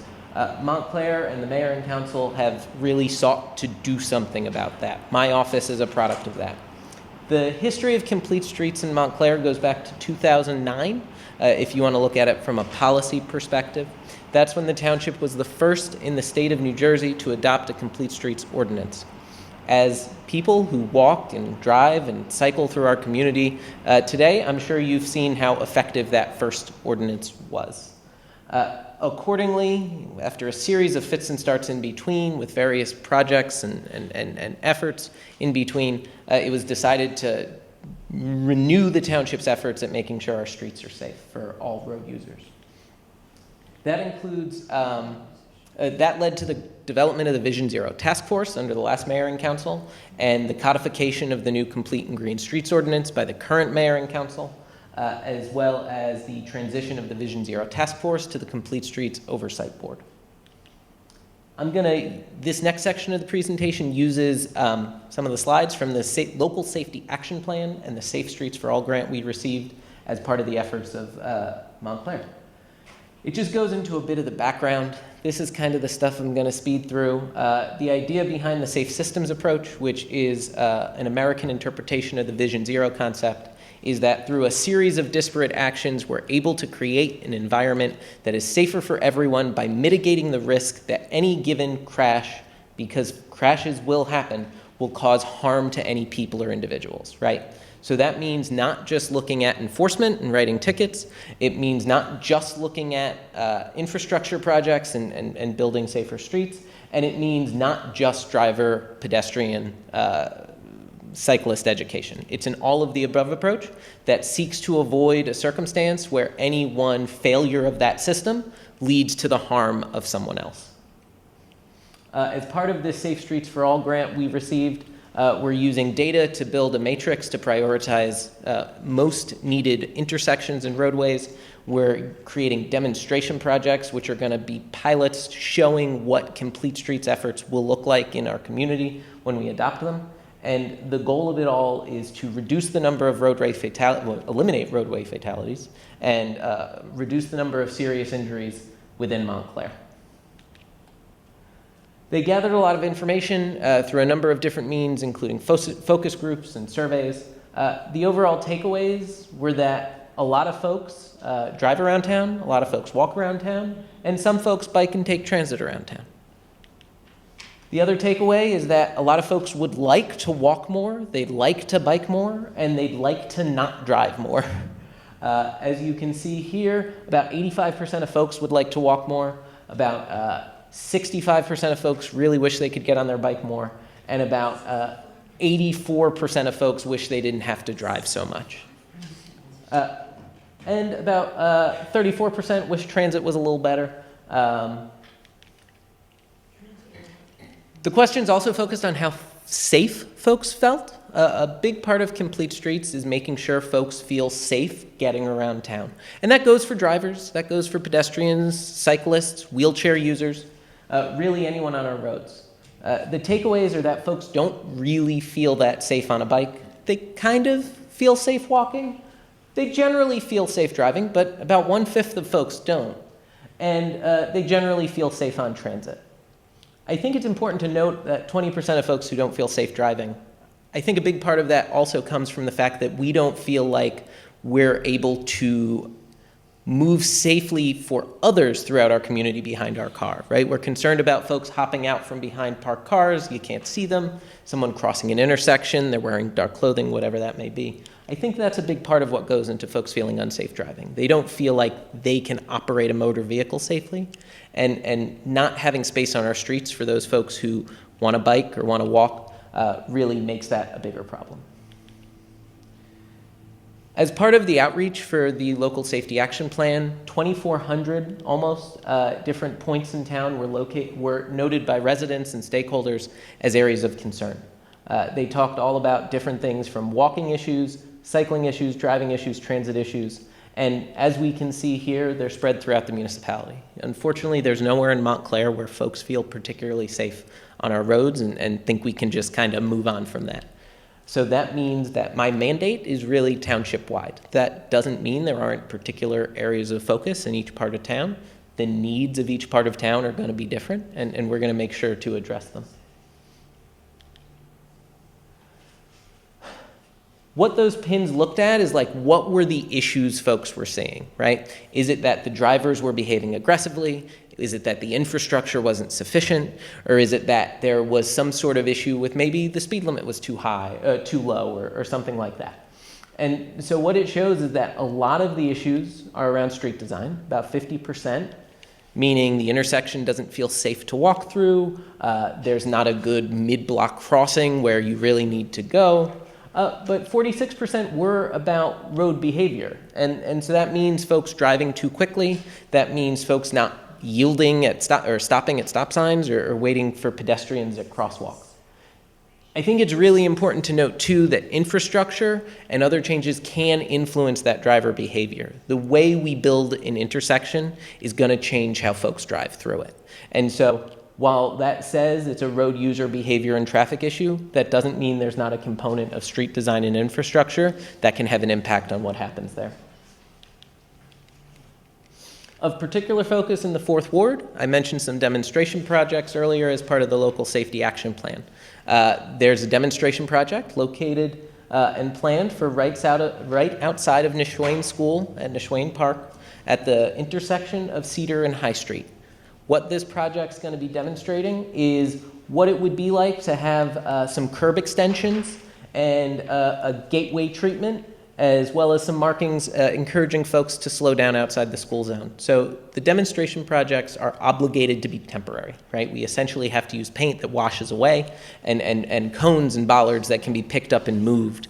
It's part of the requirements of the grant and the federal overseeing of it.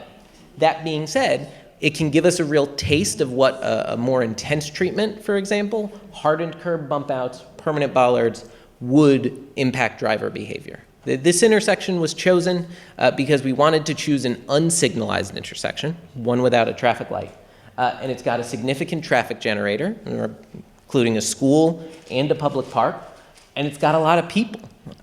We think it's a really great opportunity to show the benefits of folks slowing down and driving calmly. I'm very familiar with the intersection. I used to bike through it all the time.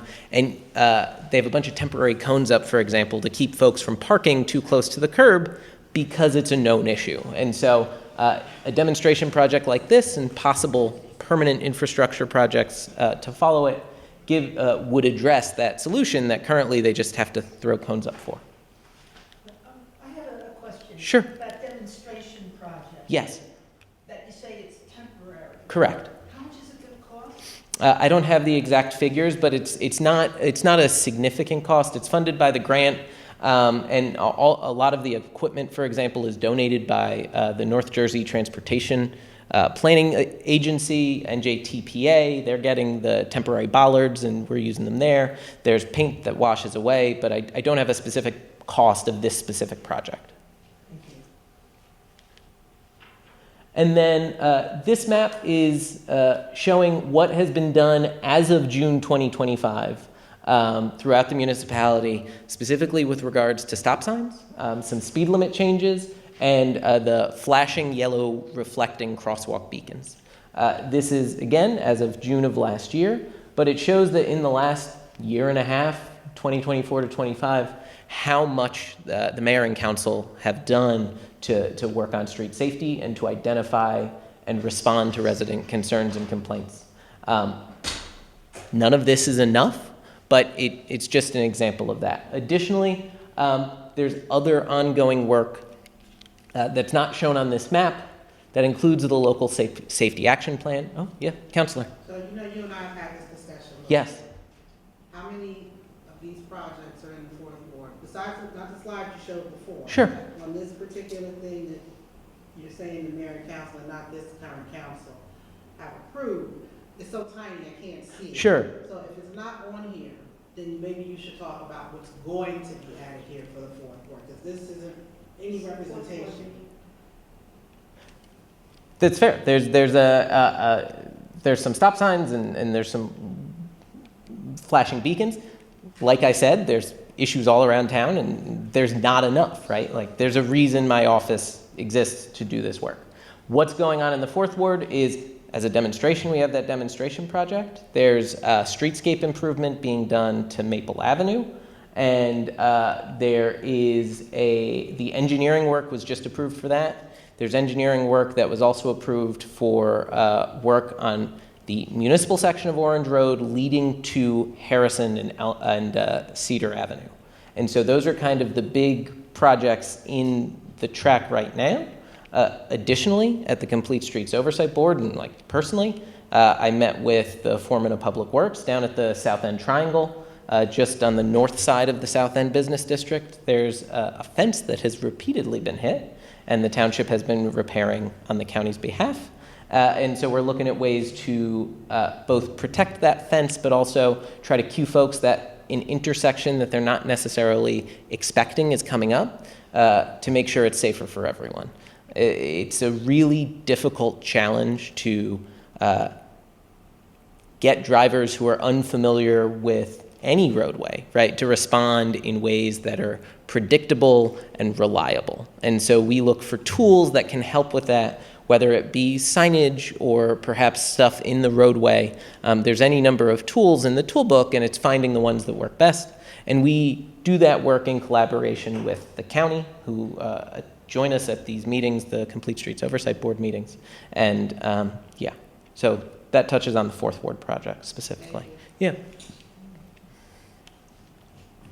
How does a substantial increase of vehicular traffic affect safety on a particular intersection? So it's not inherently the number of vehicles that's going to lead to issues. Speed is the number one cause of serious injury and fatality, right? The statistics are essentially that if you're hit by a car going 25 miles an hour, you're likely going to survive, like great chance. 35 miles an hour, that chance is far lower, like concerningly lower. And so speed is a huge factor in all of those things. It's not just quantity of traffic. Is your concern in your role exclusively safety, or are there other benefits or goals of your department? My goal is safety. There are positive externalities that come with an increase in safety, right? So, for example, reformatting an intersection so that it forces vehicles to go slower through the intersection and makes turns more squarely, right? When you make a turn, the best, safest way for you to do it is to make it as hard of a right 90-degree angle turn as you can, because it forces you to come square with the crosswalk, and that gives you the best field of view to ensure you're not going to accidentally hit someone. So that process, right, may also cause traffic to slow down a little bit. Slow doesn't necessarily mean fewer cars, but it may cue drivers to take a different route. It may cue drivers to find other ways to get around, right? Fewer cars is generally preferable for any number of reasons, right? Hold that thought. Yeah. So if in fact Lackawanna is developed as it presently is, according to traffic studies, and the number I'm going to throw out is probably way off, but I think it's an understatement, there will be 3,600 more cars at each rush hour time, coming and going, at the beginning of the day and the end of the day on Bloomfield Avenue, as a result of the new densely built-out Lackawanna corridor. So how does that impact safety and also throughput of traffic? Stacking, see, I don't know if that's a consideration for you, because if it's only safety, that's one thing. But issues of stacking and literally bottlenecking based on overdevelopment and density of development and the character of development, i.e. supermarkets, retail, office, residential, all in one location. I believe that that higher level of density will bring upon the community a greater number of problems, of which safety will be one of them. Quality of life will be one of them. And I'm sure there's others that I can't even conceive of. David, I just wanted to say, twice in the last 2 weeks, driving on Grove Street, I come down Claremont and make a left turn, and I got stuck for a train passing. And one time it was like 4.5 minutes, one time it was longer than that, and I was backed up like right to Claremont, and then there were cars I could see getting backed up behind me going towards Bloomfield Avenue. That's one thing, it's an inconvenience, but what I observed was that when the track was cleared and we could move, people went apeshit. People were driving down side streets, people were like, I was so scared I had to pull off the side of the road by the church that burned down because the guy behind me was like goosing his car so tight to me. And I just can't imagine having more cars in these places that get held up like that, because very frankly, the level of behavior of many drivers in Montclair is completely unacceptable. And if there were police around, there are grounds for summonses. Really unsafe driving. Driving 7 or 8 feet behind a car and moving very close to it is not acceptable. Well, that's my issue, that she brings up a point.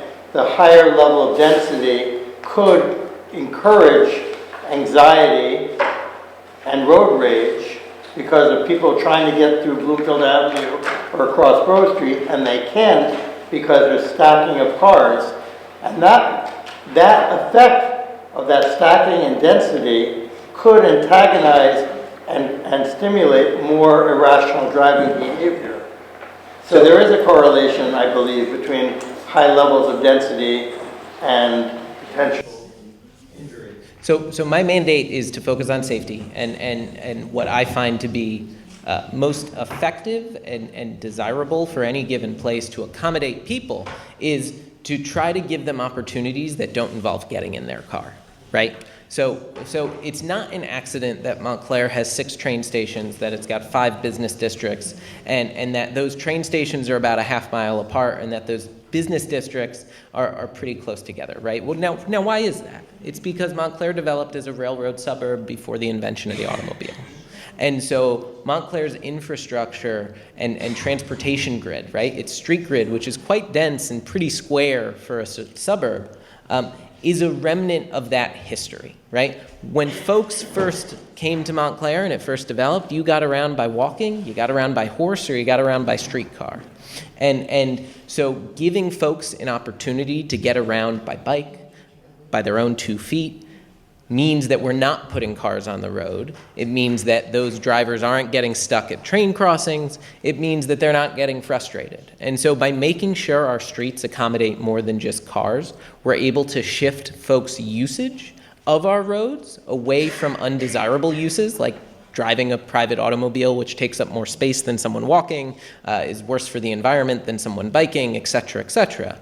And so it's about giving folks the opportunity, which they want, by evidence of their survey responses, to walk more, to bike more, and to use other modes of transit. I missed when you told us how many people answered the survey. I believe it was around 2,500 folks, something like that.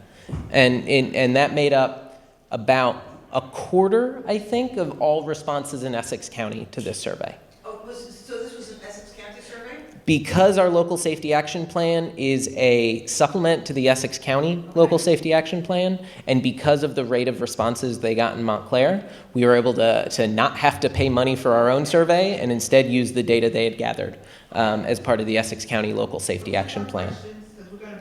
I just have one other observation. I don't know if you're aware of this. It's something I think that's developing, or it's something I've experienced, because I walk my dog, very regularly, and as the weather gets nicer, started last spring, summer.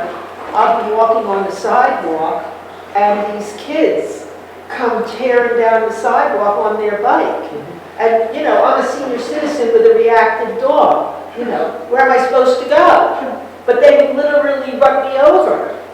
So for me, from a safety concern, that has me very, very worried that one of these kids is just going to run into me so there has to be some public education about bicycle safety. I don't know what parents teach their kids anymore. When I was a kid, the police came to the school, everybody went with their bicycle, everybody got a license for their bike, and they explained, the rules. But today, it doesn't seem like anybody gets taught what the rules are anymore.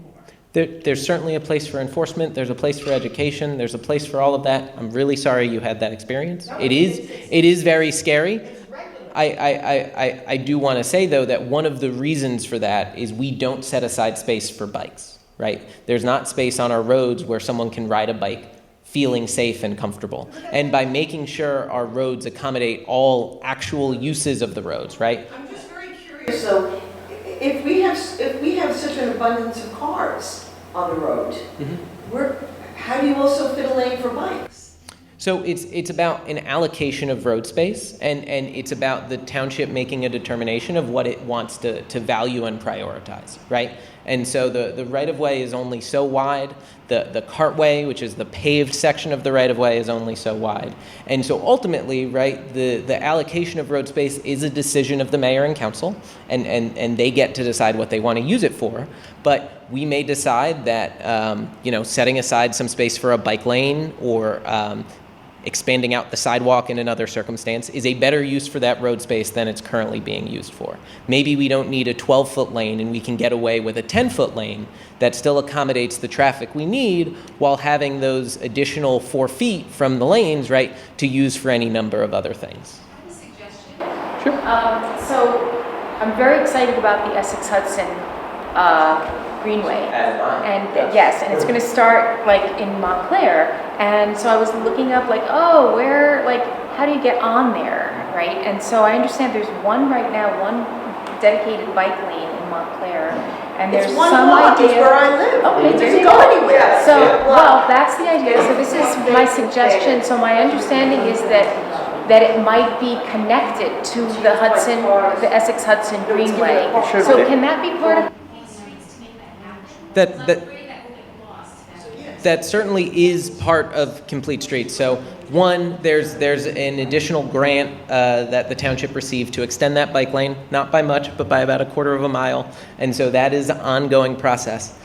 In addition, so one of the things we've determined in working with the county and looking at the Essex County Local Safety Action Plan, which proposes things for the county roads in town, or some of the county roads in town, I should say, is that they have a requirement that to put bike facilities on county roads, you need an approved bike plan, right? And that essentially is a document that lays out what would be a good network to connect various points in town and do so safely, what roads are best suited for it.